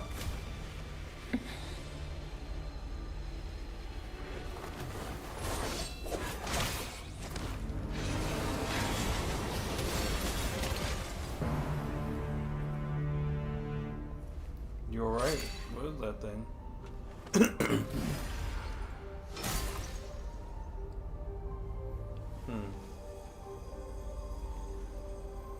Oh, that's my soul? I guess so. There. I got it back. So the culprit was who? Traveler! Skirk! What happened? It looked like Skirk just got... In the Guili Plains, you asked me why this enemy chose you as his target. Now, the answer is clear. It's not just the fact that your strength is impressive. It's also because of your ability to, as you put it, purify abyssal power. Whatever that actually means. The fact is, that ability allowed him to do something that should have been completely impossible. Namely, break through my defenses and steal my power. So you were his real target. He was after you from the very beginning. No. He couldn't have known I'd come to his domain. He only stole your soul fragment because he knew the value of its power. I doubt he expected it to come in handy so soon. So who is this person? Call it fate if you want. I believe that's the term they use in this world for arbitrary coincidences like this. In any case, it works to our advantage.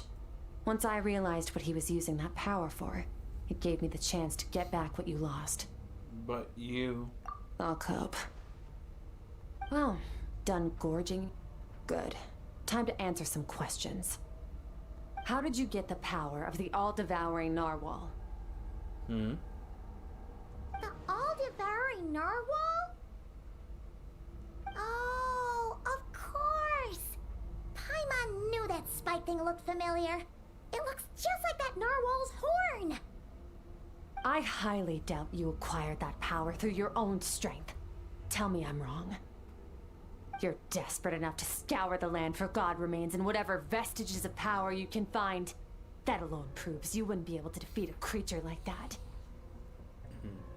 Which leaves one possibility. You know my master, the Foul, Sertologi. The Foul? Oh, you show yourself. Dares call him foul?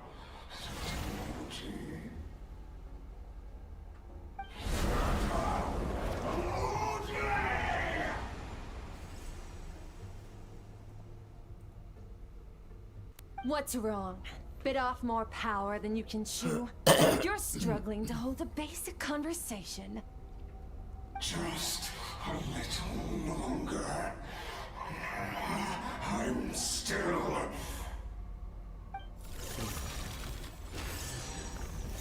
Look, it's back! Those obsessed with power will let it devour them before abandoning their pursuit.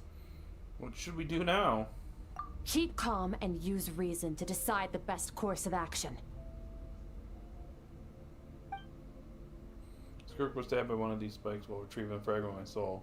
In the process, some of her power was stolen. The culprit was hiding behind somewhere beyond the fog.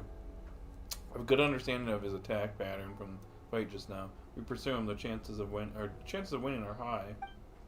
But Skirk's breathing is weaker than usual. If we attack now, I can't guarantee her or Paimon's safety. It's a hard decision to make, but I think we should get out of here.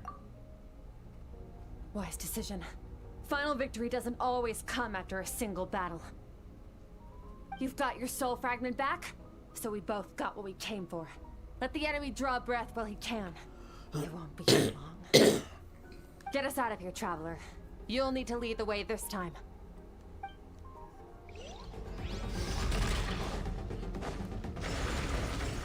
Skirk, is your shoulder gonna be okay? The wound is minor. It'll heal in no time. You should focus on getting out of here alive instead.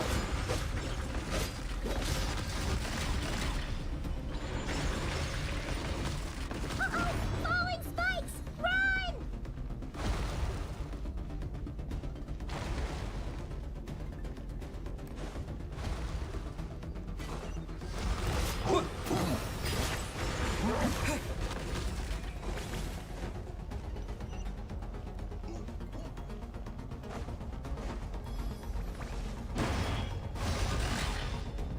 Watch out! Looks like this place is about to collapse!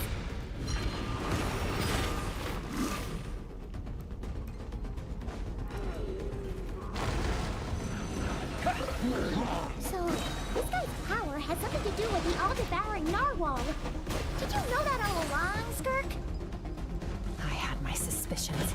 That's why I decided to investigate in the first place. But suspicions only get you so far. I needed to verify it for myself. Somehow still live.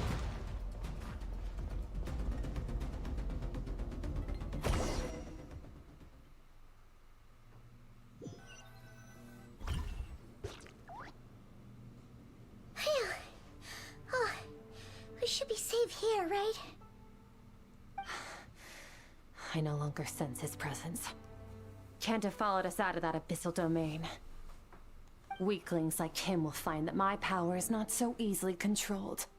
He won't be leaving that place until he's managed to digest it. That all-devouring narwhal, with its power, he even managed to steal from you of all people. You seem surprised. I suppose that's fair. You've seen but a fraction of what that whale is capable of. That gaping maw could swallow a planet whole. It's called the all-devouring narwhal for a reason. Devouring is what it does best. It can extract power from anything, dead or alive, as long as it manages to make physical contact. Yeah.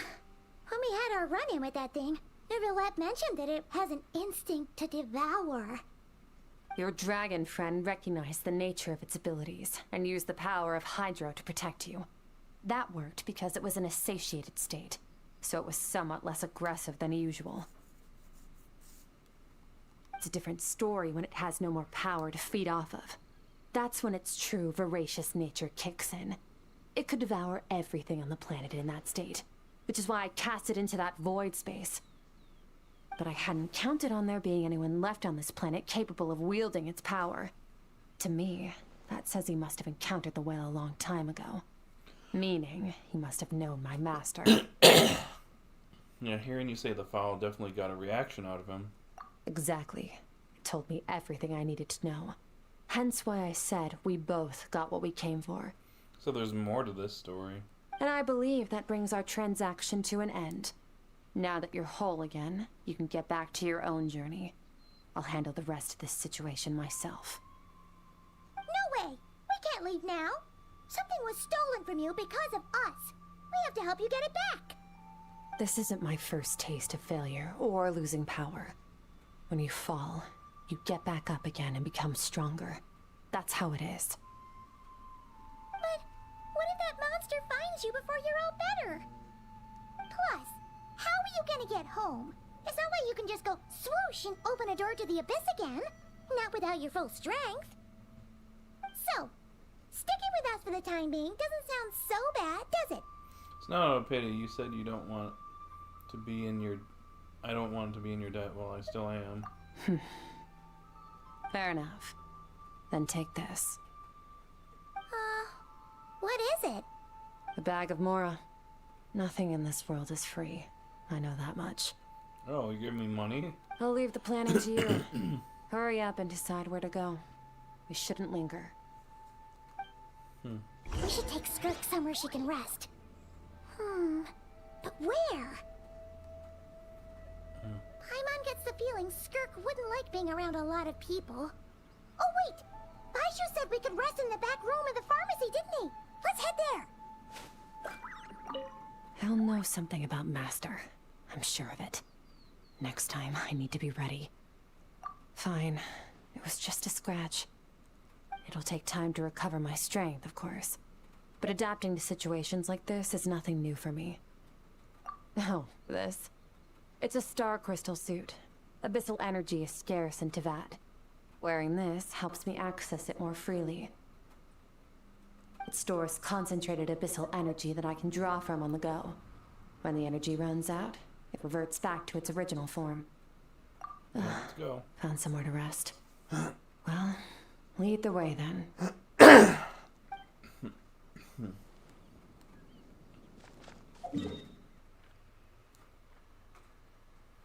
Alright, let's go. Let's go.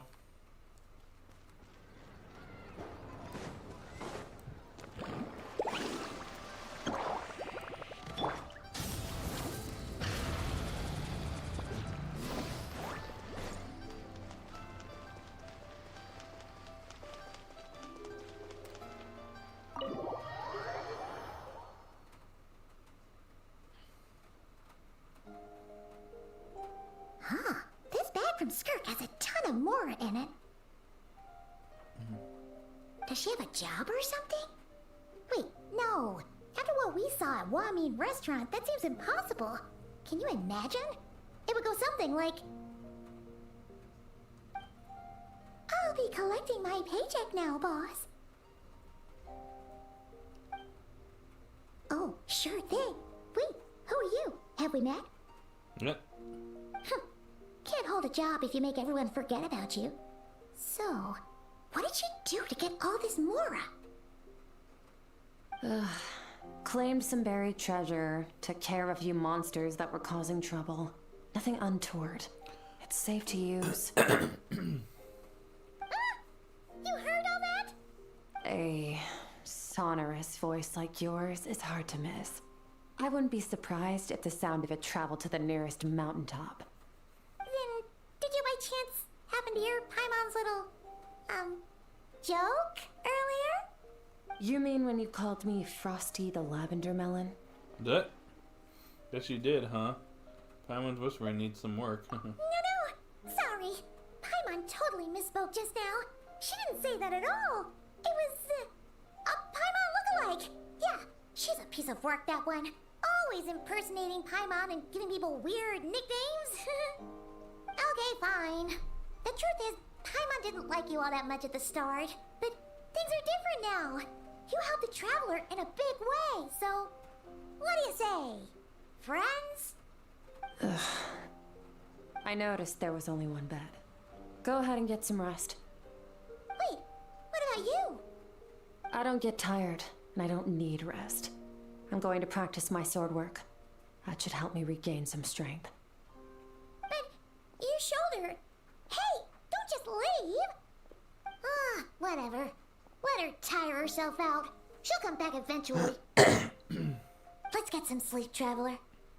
That comfy bed is calling, Paimon.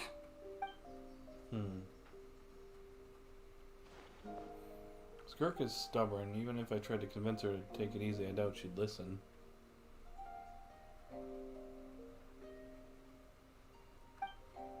Paimon is right. Skirk will stop and take a break when she gets tired. I hope. I should get some sleep.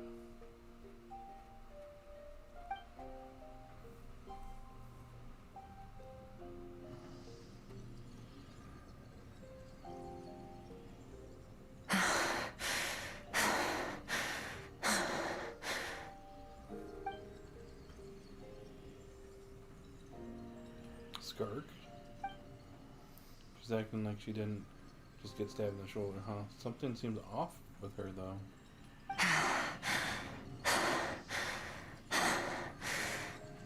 Quiet. Who's she talking to? There's no one around unless... Do you even remember how many of us perished in that fire?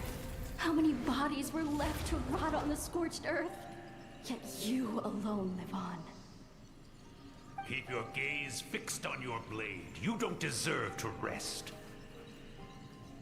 Run, Skirk. Run! Only death awaits us here. Keep running, and don't ever look back. Right, in that dream I witnessed Skirk was training alone, but there were disembodied voices talking to her.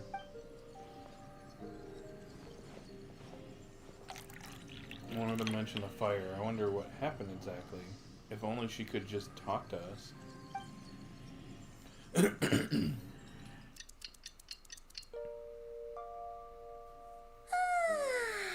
Getting an early night's sleep is the best.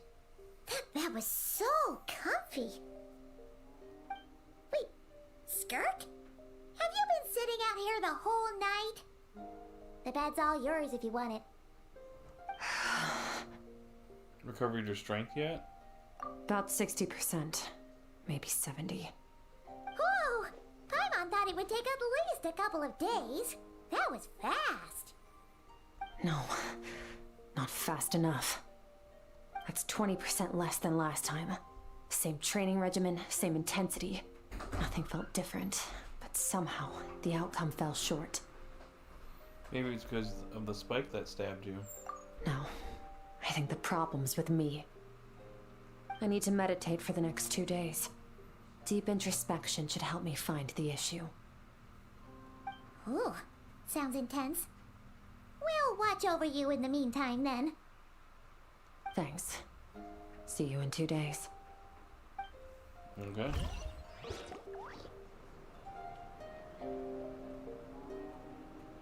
Hmm. 2 days. And Baiju doesn't even come back.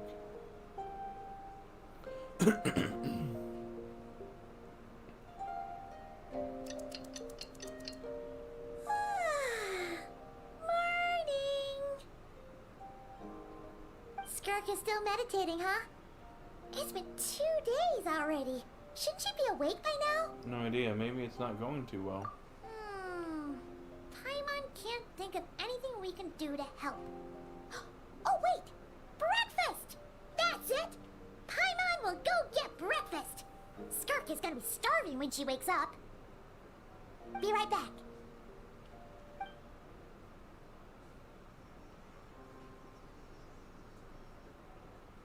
Skirk looks so serene, almost like she really is asleep.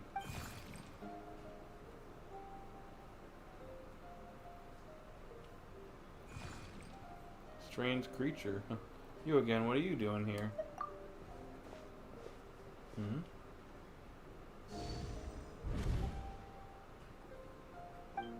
Oh, hello.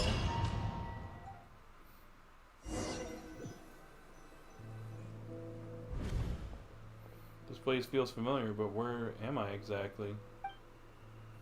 There are towering cliffs, withered trees, and a strange river flowing from the horizon all the way here.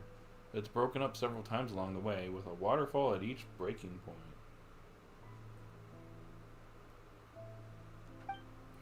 Closer inspection, the color of the water is changing. The closer I get to the lower portion, the darker it becomes, almost as if... Did you bring me here? Then this must mean this is... That's right. This is Skirk's inner world. Think of it as the threshold between the soul and dreams. This isn't your first time here, but what you remember is probably a space covered in darkness. I only managed to illuminate a small portion for you back then. It talks, so you can speak. Actually, it's my first time talking to someone like this. I only managed to break free and bring you here because the injury weakened her power. I guess that's why I can speak again, too. Call it fate, if you want. I think that's the word they use in this world for lucky coincidences like this, right? Now, before I take you to her, I gotta ask. You're the first outside visitor to ever come here, so what's your impression of this place? What is that river? Why are there so many cliffs and waterfalls? Oh, you noticed. This river represents Skirk's strength. Strength accumulates over time. It is the summation of a person's lived experience. So this river is where all the fragments of Skirk's life should converge into a single stream of memories and emotions, flowing forward as one. But as you can see, this river has been severed numerous times.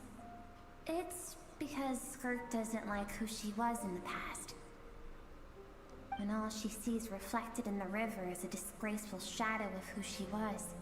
She cuts through water and rock with the sword of reason, severs her connection with the past, and begins anew. Wait, that reminds me of something. You must learn to shut out all the pointless emotion. Crush the self that makes you weak, and become master over your physical form. This isn't my first taste of failure or losing power. When you fall, you get back up again and become stronger. That's how it is. I see, so it was Sir Logi who taught Skirk to replace all emotion with reason. And since then, it's been a constant process of abandoning, refuting, erasing her past self. I suppose that's the secret to her strength. But it's such a sad thing to think about. What she has been through? Why does it have to be this way? The answer to one mystery invites another question, I see. Let's follow the river upstream. There among the cliffs, among the memories etched into her heart, lies the truth of it all. Soon, you'll understand everything.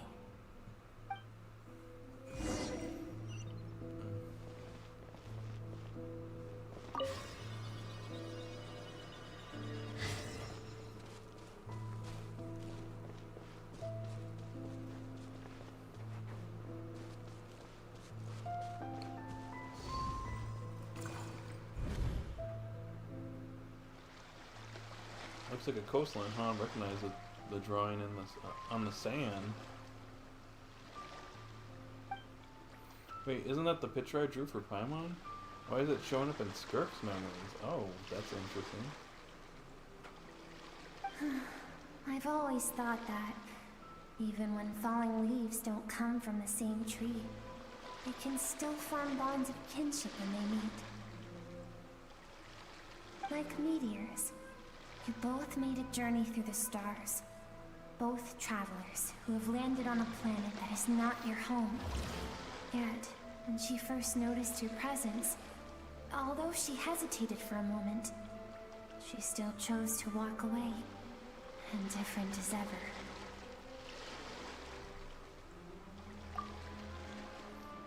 Think about it, it's not surprising at all. After what happened at Waming Restaurant, it's obvious she prefers to disappear from other people's lives. She hasn't seen Childe in years either. Doubt she's ever made a connection with this world on her own volition. I mean. Yep. What I'm seeing now is a microcosm of her entire life. Seems like you've answered your own question.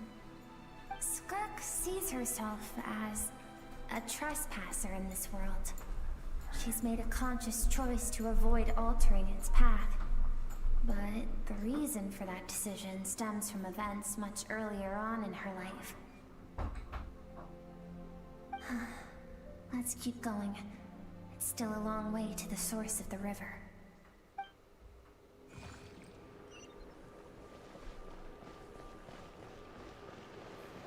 Let's keep going.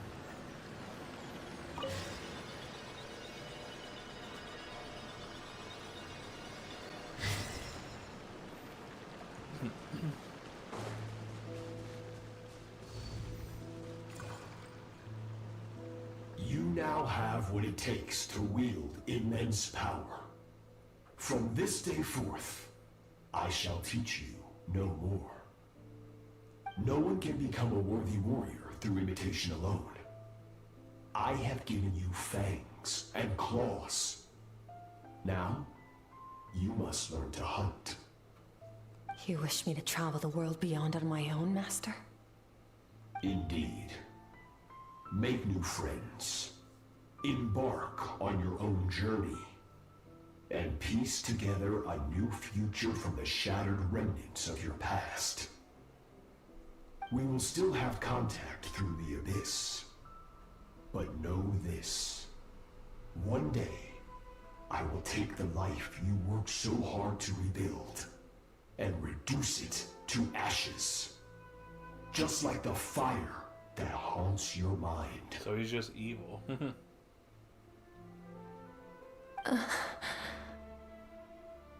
Why do you do that? I have told you before, fear is the catalyst for human evolution. You have tasted loss.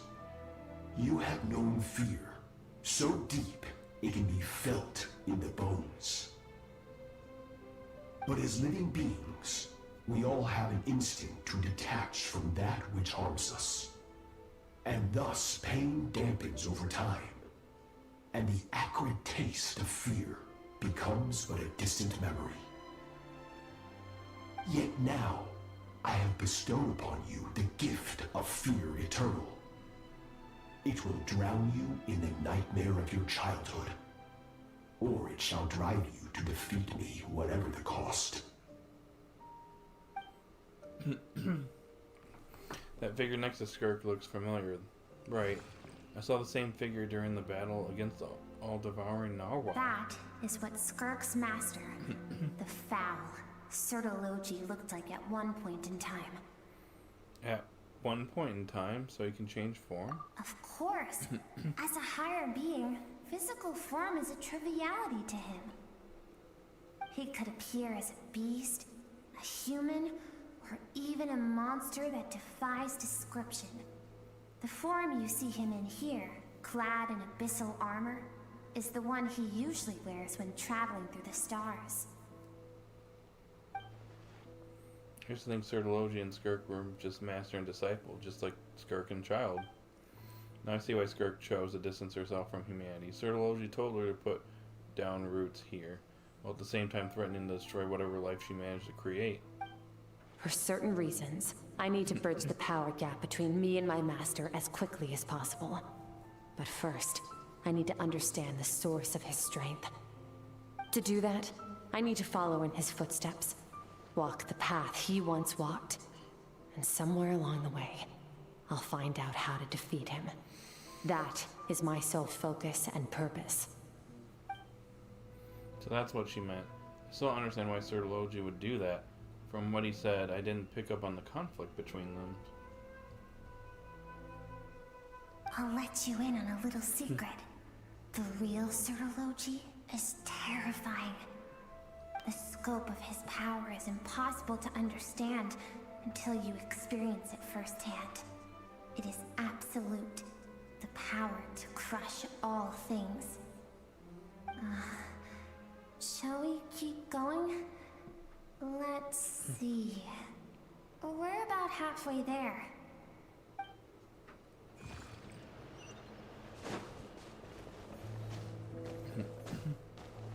Kind of reminds me of Enkanomiya. A little bit at least.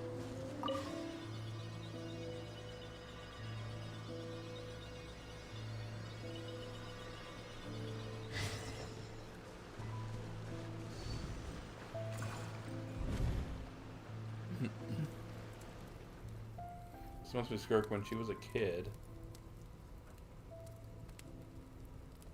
We've made it quite a ways already. This is Skirk, when she first began training under Sertology. I have set your broken wrist. Tomorrow, you're to train twice as hard. No tears this time. Good. Attempting to garner sympathy through tears is a habit of the weak. A pitiful, useless ploy. Can I ask a question, Master? Why did you save me? I keep thinking, maybe it would be better if I had died. I wouldn't be haunted by that fire all the time. I wouldn't have to go on like this. I saved you because I have a plan for you. It has been too long since I fought a battle that demanded my full strength, and I hunger for it. Every so-called genius and prodigy I have faced has crumbled like sand underfoot. Before me, even fate bends the knee. So, I will teach you everything I know. Train you by whatever means necessary, in the hope that one day, you might surprise me. But I don't want to draw my sword against you, Master. What you want matters little. Among the boundless sea of stars, the cries of the weak are but faint murmurs that disappear into the void. You of all people know that well. Yes, Master. From that day forward, all she knew was grueling training, emptiness, and fatigue. What an evil master. After some time, her talent bloomed, and she gained control over her emotions, like her master. How should I put it? It was not that human emotion disappeared from her heart, but that reason came to dictate all she was allowed to feel. I suppose it was at this point that she became the Skirk you know today. So Sertology saved Skirk from a disaster when she was a child, and never even tried to hide his ulterior motive. I suppose that leaves one final mystery. What really happened with the disaster back then? Sertology's final words to Skirk were cold and cruel, but Skirk's reaction made it seem like it was the truth she knew all along. I have a feeling it all comes back to what happened back then. We're nearly there. I almost don't want to reach the end. Well, shall we? This is the final stretch.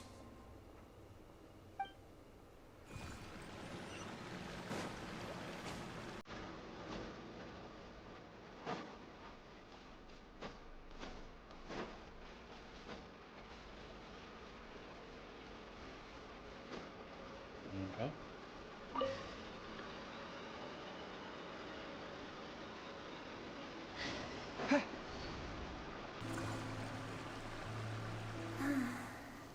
These are Skirk's happiest memories. Oh. She actually smiled at one point. What a simple and carefree time it was. Wisps of clouds dotted the sky. The sun bathed everything in golden light. And when song filled the air, not even the shyest of flowers could resist swaying along. This is Skirk's homeland. She was so curious about everything as a child, always skipping school to go exploring instead. There was so much to discover. The treasures at the bottom of the sea, the secrets beyond the stars, and that merchant ship packed with adults wearing those strange clothes. Yes, the ship. That was the beginning of the end. It was a spaceship. When it arrived, the people that disembarked wore smiles on their faces and spoke of friendship. They claimed to be merchants from a neighboring planet, looking to establish trade. Skirk's parents, her relatives, her neighbors, everyone welcomed the newcomers with open arms and allowed them to explore the planet. To them, the visitors were guests and should be treated with hospitality. No one had any idea of what was to come. Several months later, an army of unknown origin arrived without warning and carried out a ruthless campaign to destroy everything and everyone on the planet. So that plan is dormant. Skirk had skipped school that day, like so many times before, so she was not caught in the immediate wave of destruction. But when she came home that day, only fire and ruin awaited her. Countless people cried out to her for help. People she knew and loved. Friends and relatives. The little girl who lived next door. The shop owner with the bad leg. The bad-tempered teacher she had made fun of just that morning. Their lives were discarded like worthless trash as the fire consumed one life after another. Skirk was helpless. All she could do was run. And so she did. She kept running until an unexpected figure crossed her path. Certology. If Certology hadn't been there in that moment, the fire would have claimed her life too. And there she would have remained, left to rot in the scorched earth, with no answer as to why any of this was happening. So why did those people destroy her homeland? Because she and her people were seen as a threat. A threat? Did they do something bad? As the initial merchant ship explored the planet, they discovered that it hadn't always had the condition to support life. Yet there was evidence of human activity, even during the periods of extreme heat or cold in the past. Further research revealed that, over time, the people of this planet had evolved the ability to adapt to any type of environment or energy source. For that reason, the outsiders viewed them as a potential threat, and decided to eliminate them before the threat could rear its head. And so, the army was called, and the so-called danger was wiped from the face of the planet. Just because of speculation, all those innocent people? Senseless, isn't it? Deemed a threat because of a gift they didn't even know they had. Perhaps it was their own innocence and kindness that doomed them. But in the end, that was lost to the blaze as well.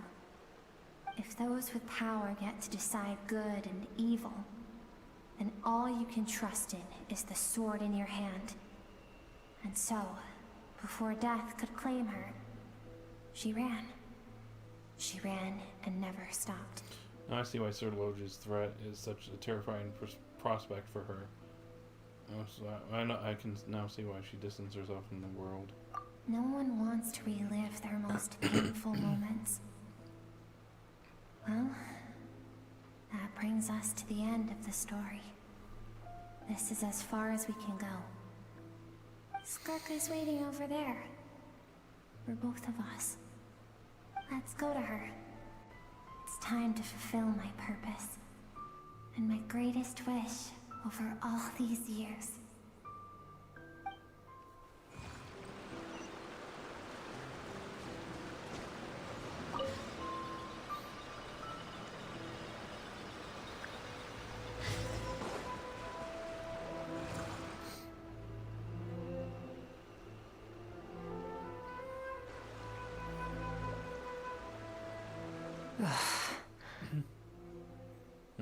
So all this, just so you could bring him here. I have things to say to you. Well, to me. I want someone to witness our reconciliation, even if it takes an argument to get there. And he is the best choice in this moment. Wait, then you must be... Her suppressed emotional self. The version of herself she keeps locked in the recesses of her mind. Stifled by reason. All those rejected impulses, those discarded aspects of your past selves, they are a part of me now.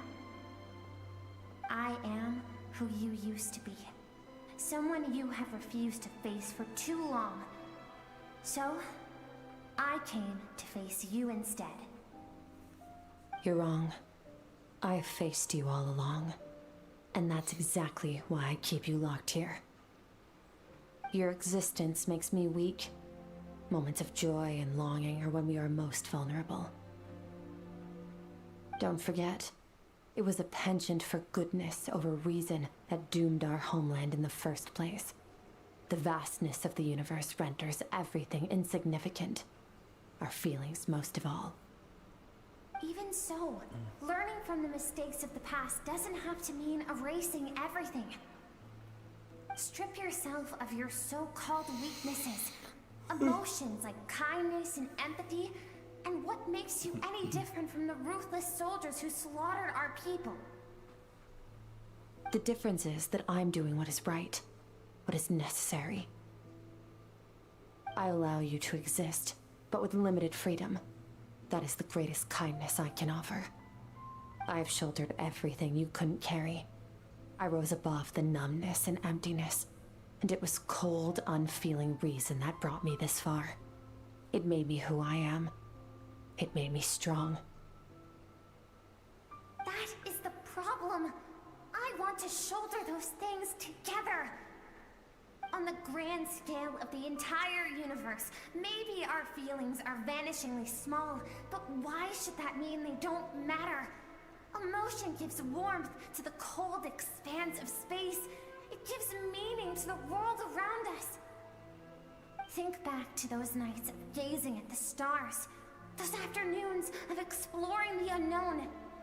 Think back and let them grant you peace. A brief respite from the pressure you put on yourself.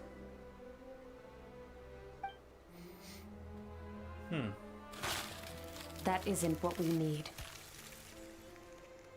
Exactly what we need. Aren't you curious about why recovering your strength has taken longer than normal this time? Finally, you get to the important part. That is the only answer I came here to find. Then look around. Look at your inner world. You cast aside your dreams and curiosity, and in doing so, you lost your original motivation. You severed all connection to who you used to be, so you can no longer draw strength from your past. Now, the only things driving you forward are fear and survivor's guilt. But these cannot take you far enough. And so, this river, the source of your strength, grows more polluted by the day. And you think that means I should seek help from a weak little thing like you? Your emotional self isn't weak.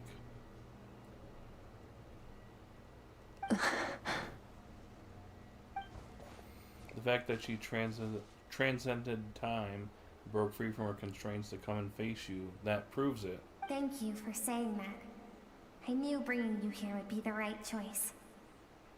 To be honest, I'm not here to argue with you. This isn't about who's right or wrong. And in fact, I agree that in order to make it through the wake of that tragedy, we had to distance ourselves from the pain through reason over emotion. But what is right at one point in time isn't always right forever. I know you will never forget that fire. I know the fact that you were the sole survivor fills you with guilt. And I know that among the voices that haunt you, mine is there too. Because deep down, you know that you didn't turn out to be the person you wanted to be.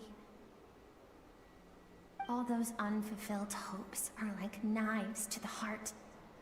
And I don't want you to hurt anymore. So even if you can't accept me, I hope, at least, that you can let go.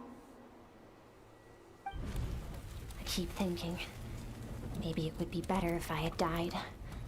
I wouldn't be haunted by that fire all the time. I wouldn't have to go on like this.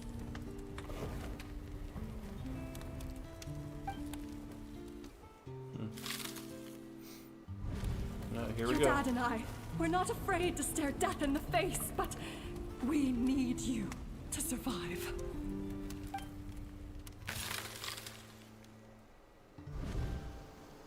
I'm sick of being a kid. There's so many amazing things out there, and I'm ready to see them all.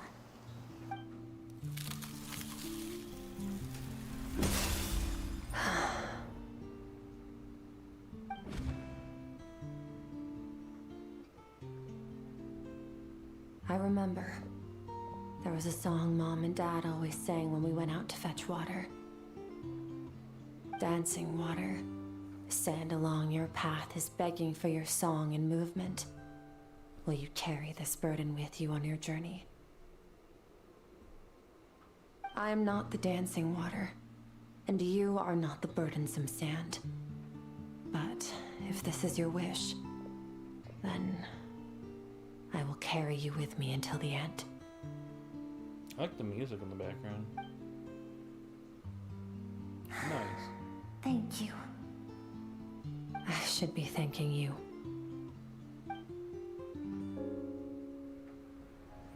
Yep, cutscene.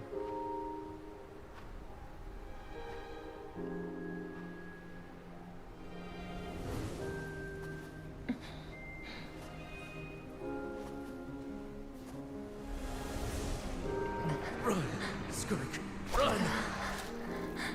Remember, leave no one alive! Heed my words, Skirk.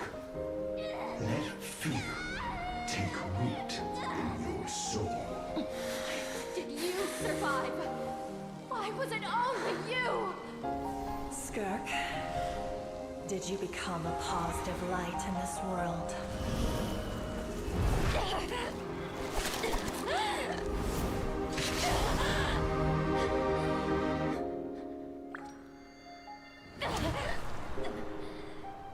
Hey, this doesn't have to be the end. It's pretty nice.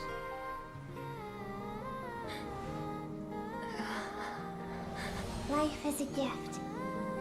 Don't let darkness claim it.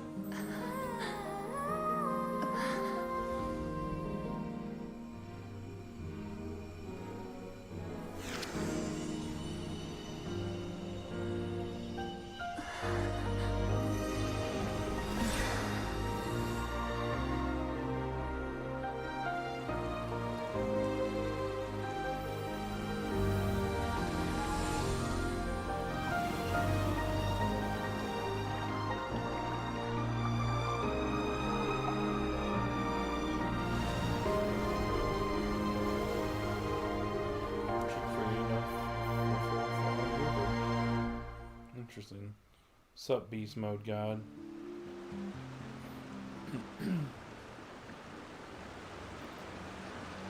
So, you saw my memories then? Yep, something like that. I once asked my master if survival of the strongest was the law of the universe. He said no, but in a world without order, those with no moral boundaries tend to be the ones who survive. That isn't true strength. Power is not a substitute for doing what is right. That's why, after hearing his answer, an idea came to mind. An idea that, one day, I would create a new world order. One in which there would never be another tragedy like that fire. One in which power was not the law of the land. But that means I must defeat him. Because my master, Sirologi, is, at the core, a defier of all rules and order. Sounds like you have your work cut out for you. Yes, and not just because of the gap in our abilities, but also because I have no reason to see him as an enemy. Although his decision to train me was not made out of kindness, he did everything a master should. He saved my life, taught me the sword and the principles of strength, and for that, I respect him.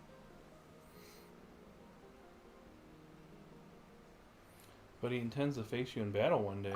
I know. And it's not something I want. But Master never goes back on his word. I have to treat everything he says as a promise.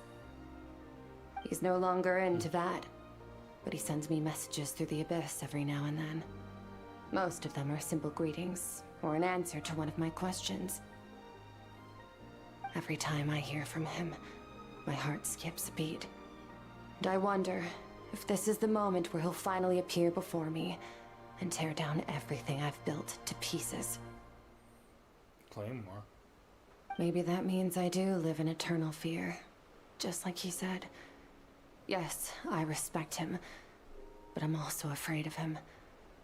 And for that reason, the pursuit of strength consumes every moment of my life. I don't know what Master has planned, but I have to be ready. If he does attack you one day, I'll help you. Help me? Why? This isn't your fight. Because if we want to build the world we both want to see, everyone has to be willing to fight for it. If we all do our part, we can make the entire universe a kinder place.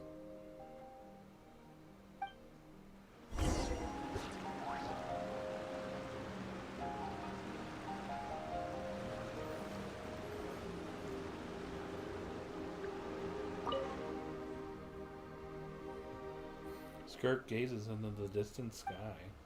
There's nothing else to do here. Should we leave? Oh, there's nothing else to do, so...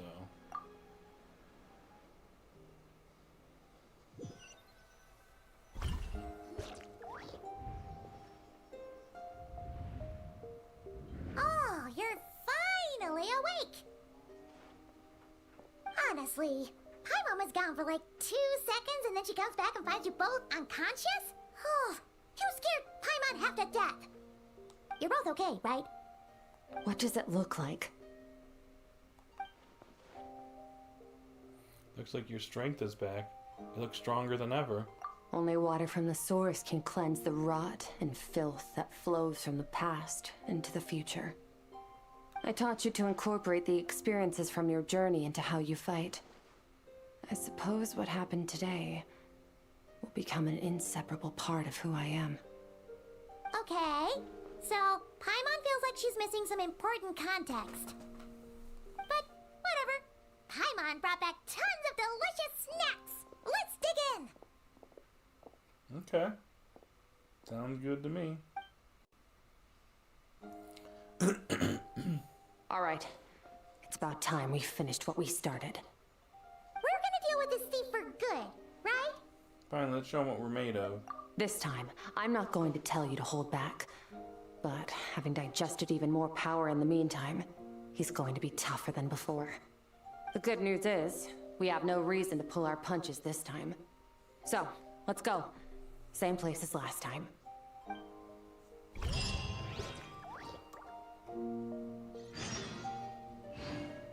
Alright. Hold on. quick bathroom break, and then we'll get started back up. Excuse me. So, give me just like a couple minutes. I'll be right back.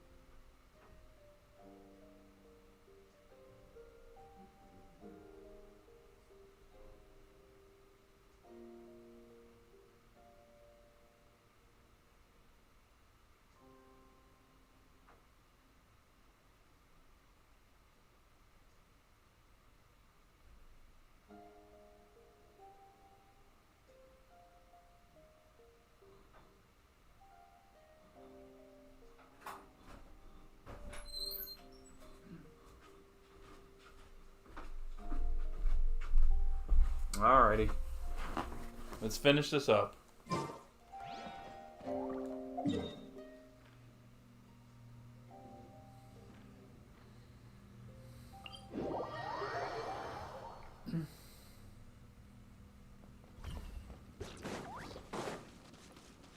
Need a surfboard?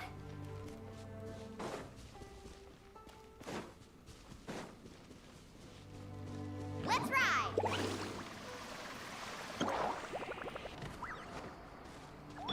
Rise with the sun!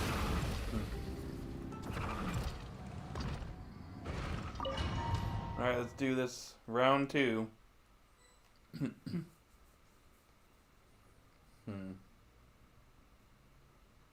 fog is gone!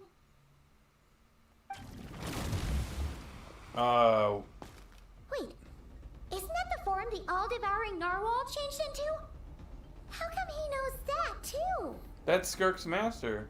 That's what the fowl used to look like. Really? So, you're telling Paimon that giant whale and this guy can both turn into the fowl? How does that work? It's a subconscious instinct. Any intelligent being who longs for his level of strength is bound to mimic his appearance. It's a natural response after encountering someone as powerful as Master. To them, he represents ultimate power. We know the person before us has encountered Master, and we know he stole a portion of my power. So it's not surprising that he would assume this form. Okay. Oh, the closer Paimon looks, the more intimidating it gets. Nervalette isn't here this time, so it's up to us. He won't have the nerve to steal again after we're done with him. Let's teach this guy a lesson.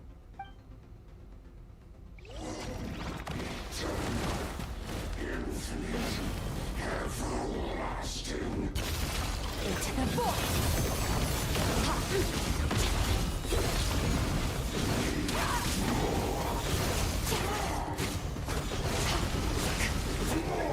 Haven't forgotten your training, I hope.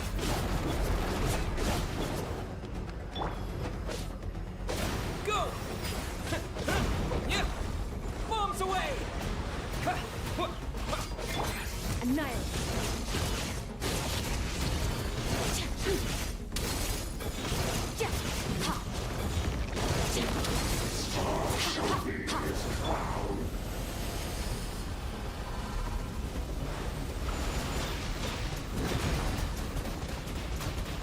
Water jet!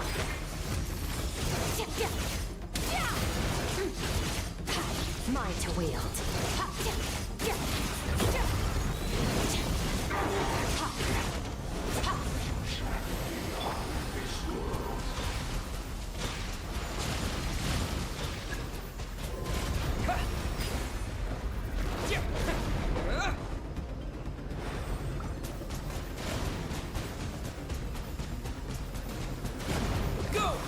how easy. Water jet!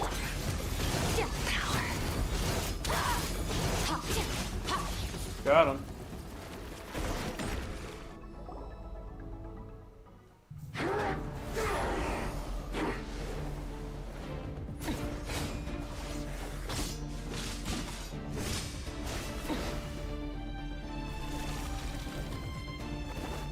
Watch out.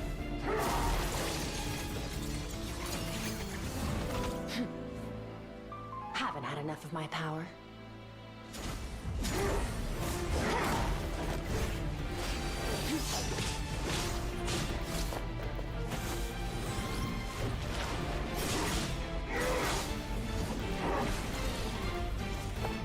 Got him.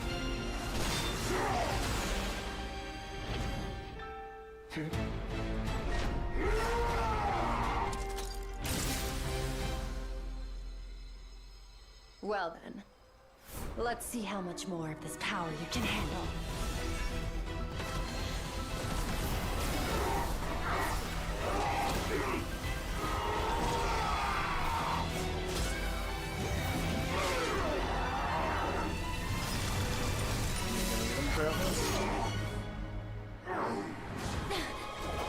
There he is.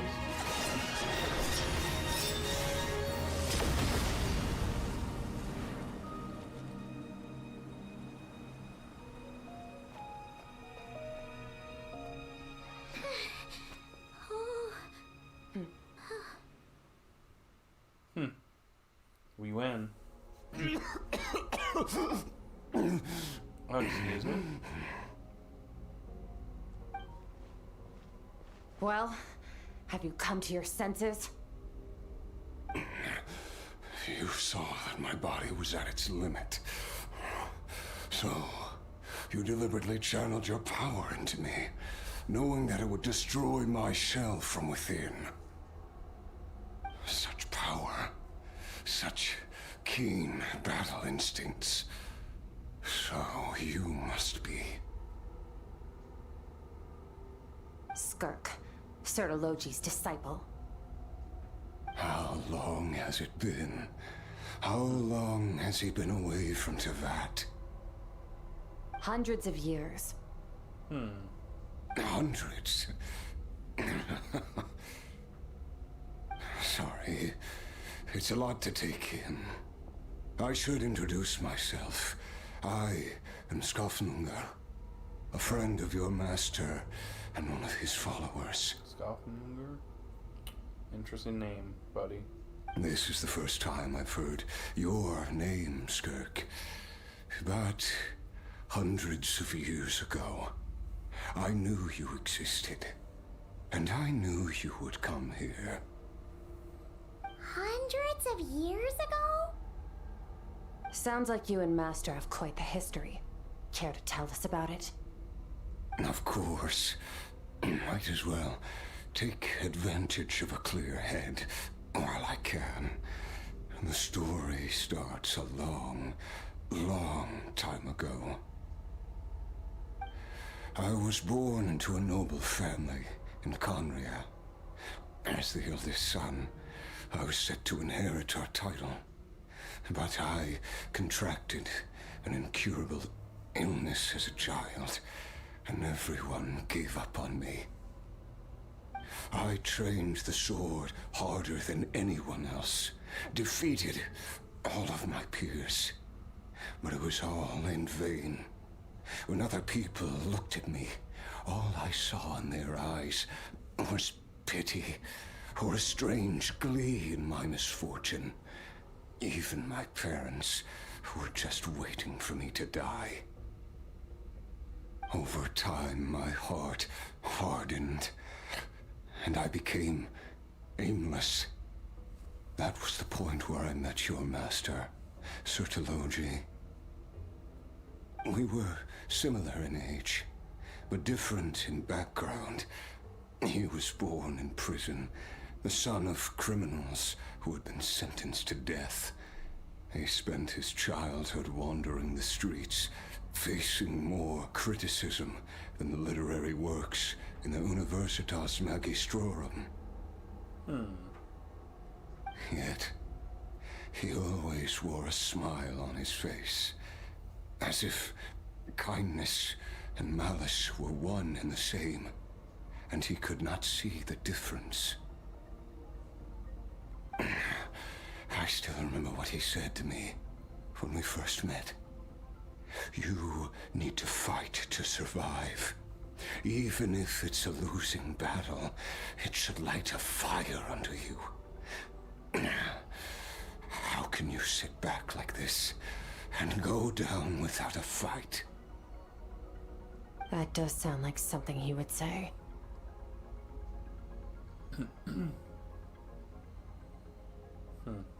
He was the first to acknowledge that I was worth something, and he inspired me to keep going. When we sparred together, it was the first time I'd actually felt the thrill of combat. When I was 10, he stole forbidden research materials and managed to cure my illness. It was like there was nothing in this world he couldn't accomplish. When it came to the human form, he was always intent on pushing the boundaries of possibility. But somewhere along the way, I fell behind. My talents were nothing compared to his, and at some point, I realized he had pulled so far ahead, I was too embarrassed to even ask him to spar. After his grand endeavor was successful, he sought me out and said to me, "This planet no longer holds anything of interest to me, so I'm leaving. But first, I have an offer. I can use a power I have just refined to break the curse of immortality for you." Oh. Your death was once what we worked so hard to prevent. But the immortality you now face is a different kind of pain altogether. I'll pass. Immortality doesn't sound so bad to me. Since I can't die, it means I have an infinite amount of time to get stronger.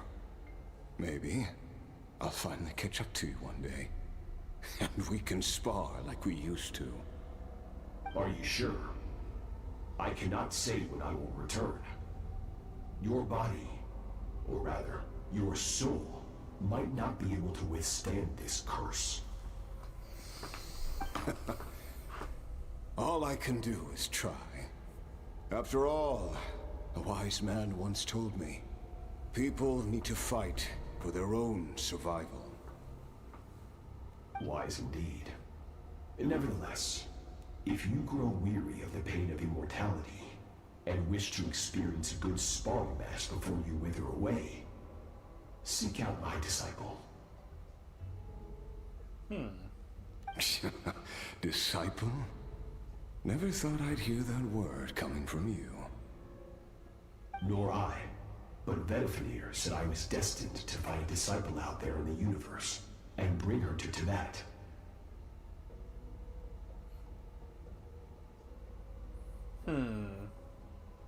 You know as well as I, Vedifenir's prophecies are never wrong.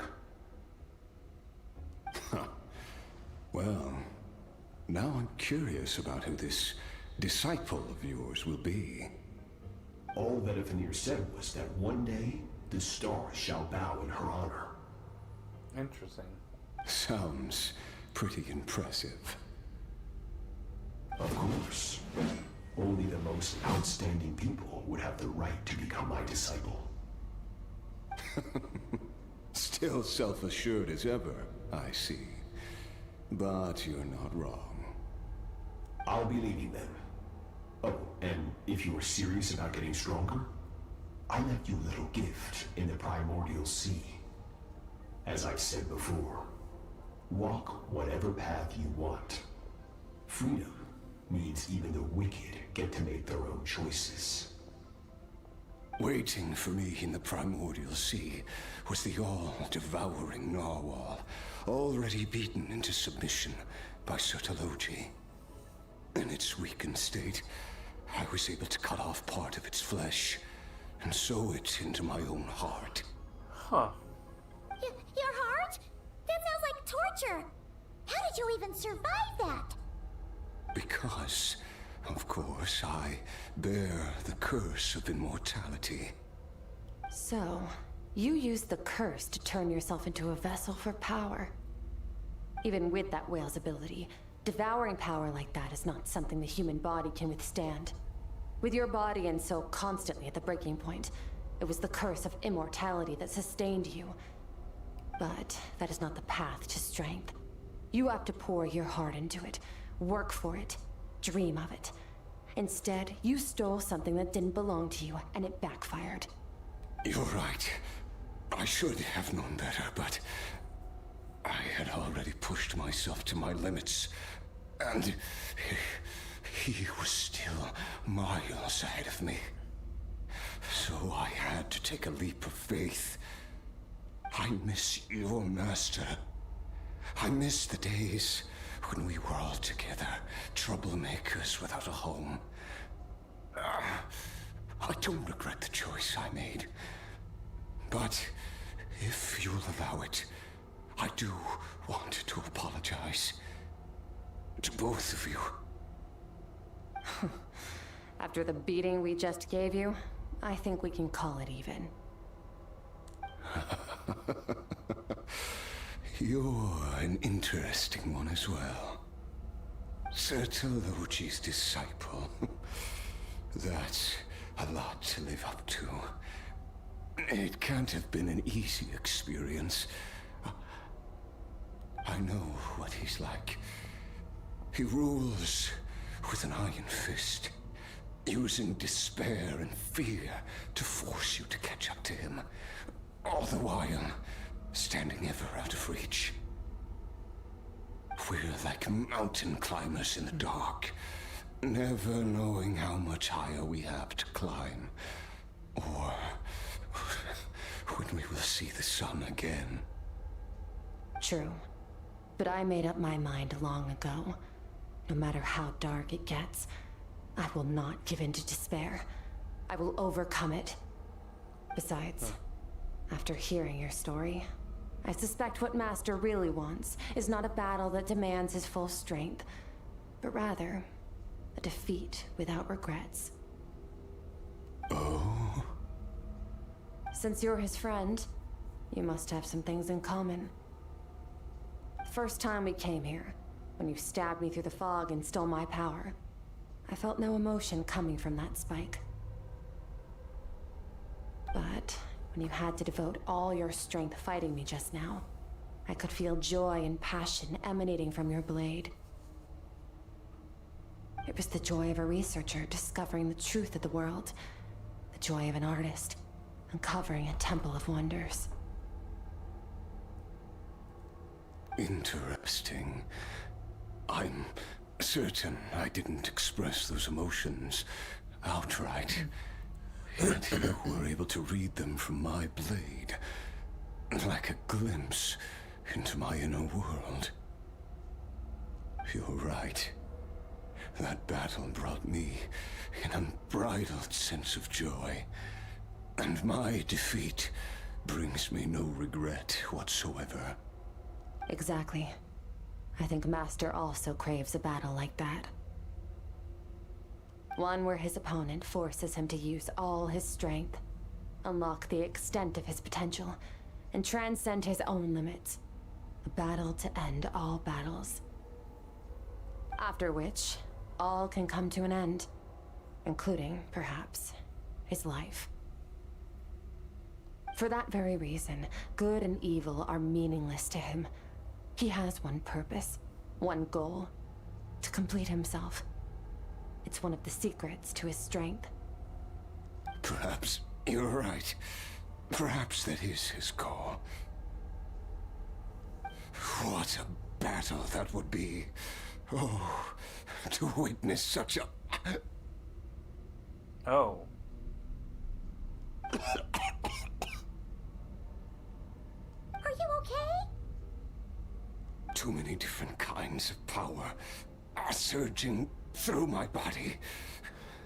The curse of immortality allows it all to coexist, but it does not remove the pain. I won't be able to hold on to my sanity for much longer. What a shame. I would have loved to witness that battle. Childe once offered to free me from this curse. Now, I must ask that of you, Skirk. Can you release me from the pain? I can, but not through death, if that's what you are hoping for. It's not a suitable punishment for your crime. As an alternative, I can take your consciousness, along with all the power you've consumed, and smash it to pieces. The impurities will dissipate, and under the curse of immortality, your mind and body will regenerate. When that process is complete, you will be back to who you were before, no longer tortured by powers you can't control. But it will be a time-consuming and painful process. The decision is yours to make. I accept. And who knows? Perhaps I'll wake up in time to witness your great battle with Childe. I have faith that you'll be able to stand against him one day. Though I know it'll be a long and arduous road. If we are climbers in the dark, it appears the dawn has finally broken for me. But your ascent continues. At least, it looks like you are not alone on your journey. I will reach the top of this mountain, no matter what it takes. And you, Skirk, will be my witness at the end of all things. It's finally over. Let's get out of here. Huh. At least we don't have to make a mad dash for the exit like last time.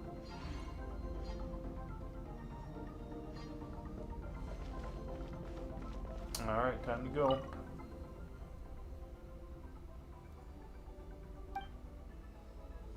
Time to leave. We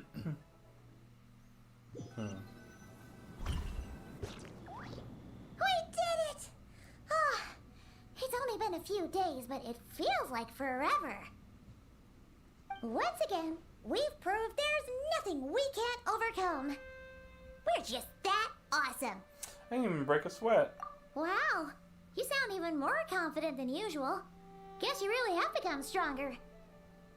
Today sure went by fast. It's night already. Oh wait, that reminds Paimon.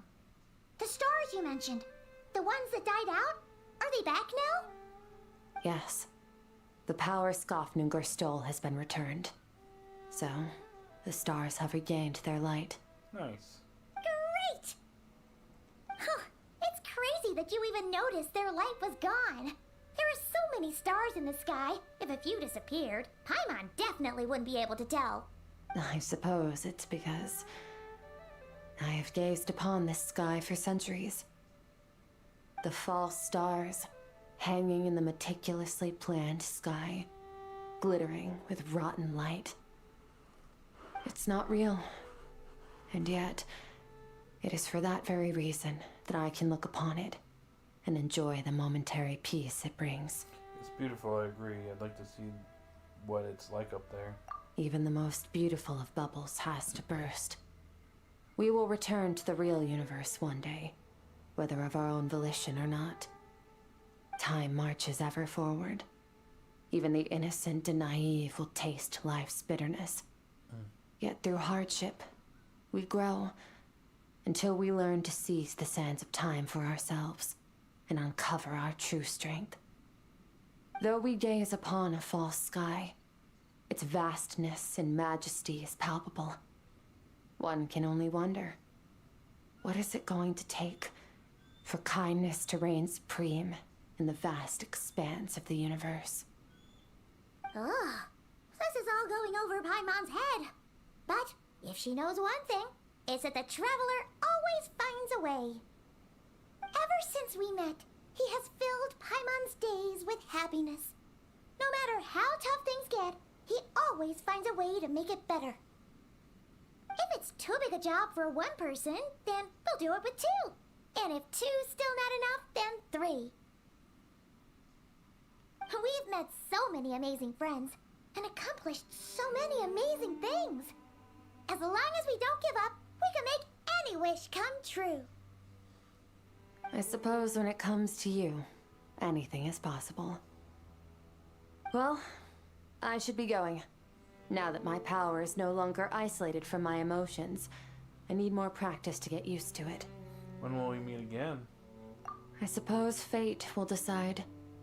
Maybe we'll bump into each other on the street. Or maybe we'll reunite on a different planet entirely. Regardless, reunions and partings are but passing moments. More than anything, I hope that at the end of this journey, wherever it takes us, we stand in a world reborn. One without war, pain, or forced partings. One where new life can bloom, even where there was once nothing but scorched earth. For this, we must all work to become stronger. Of course, Master. If that's what you want to call me, I won't object. Goodbye.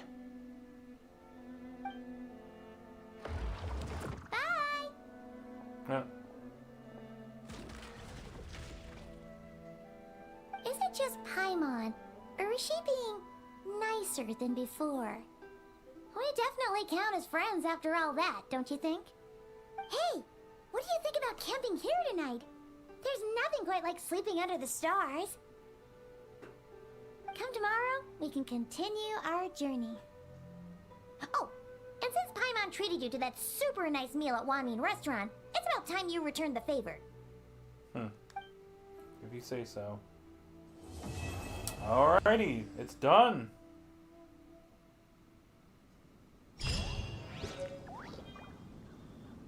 All done.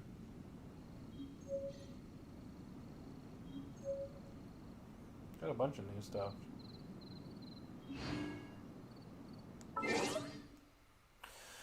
Alright guys, we completed the Skirk story quest. So, with that said, we can bring this stream to a close. We have a couple people that have been hanging out with us tonight, and that was cool. What's up, guys? So, yep, we'll be bringing this stream to a close. Next time we'll be streaming will be Saturday for the Horizons live discussion. And yeah. Anyways, guys, I hope you have a good day or night wherever you're at. And I will see you all later. Bye now.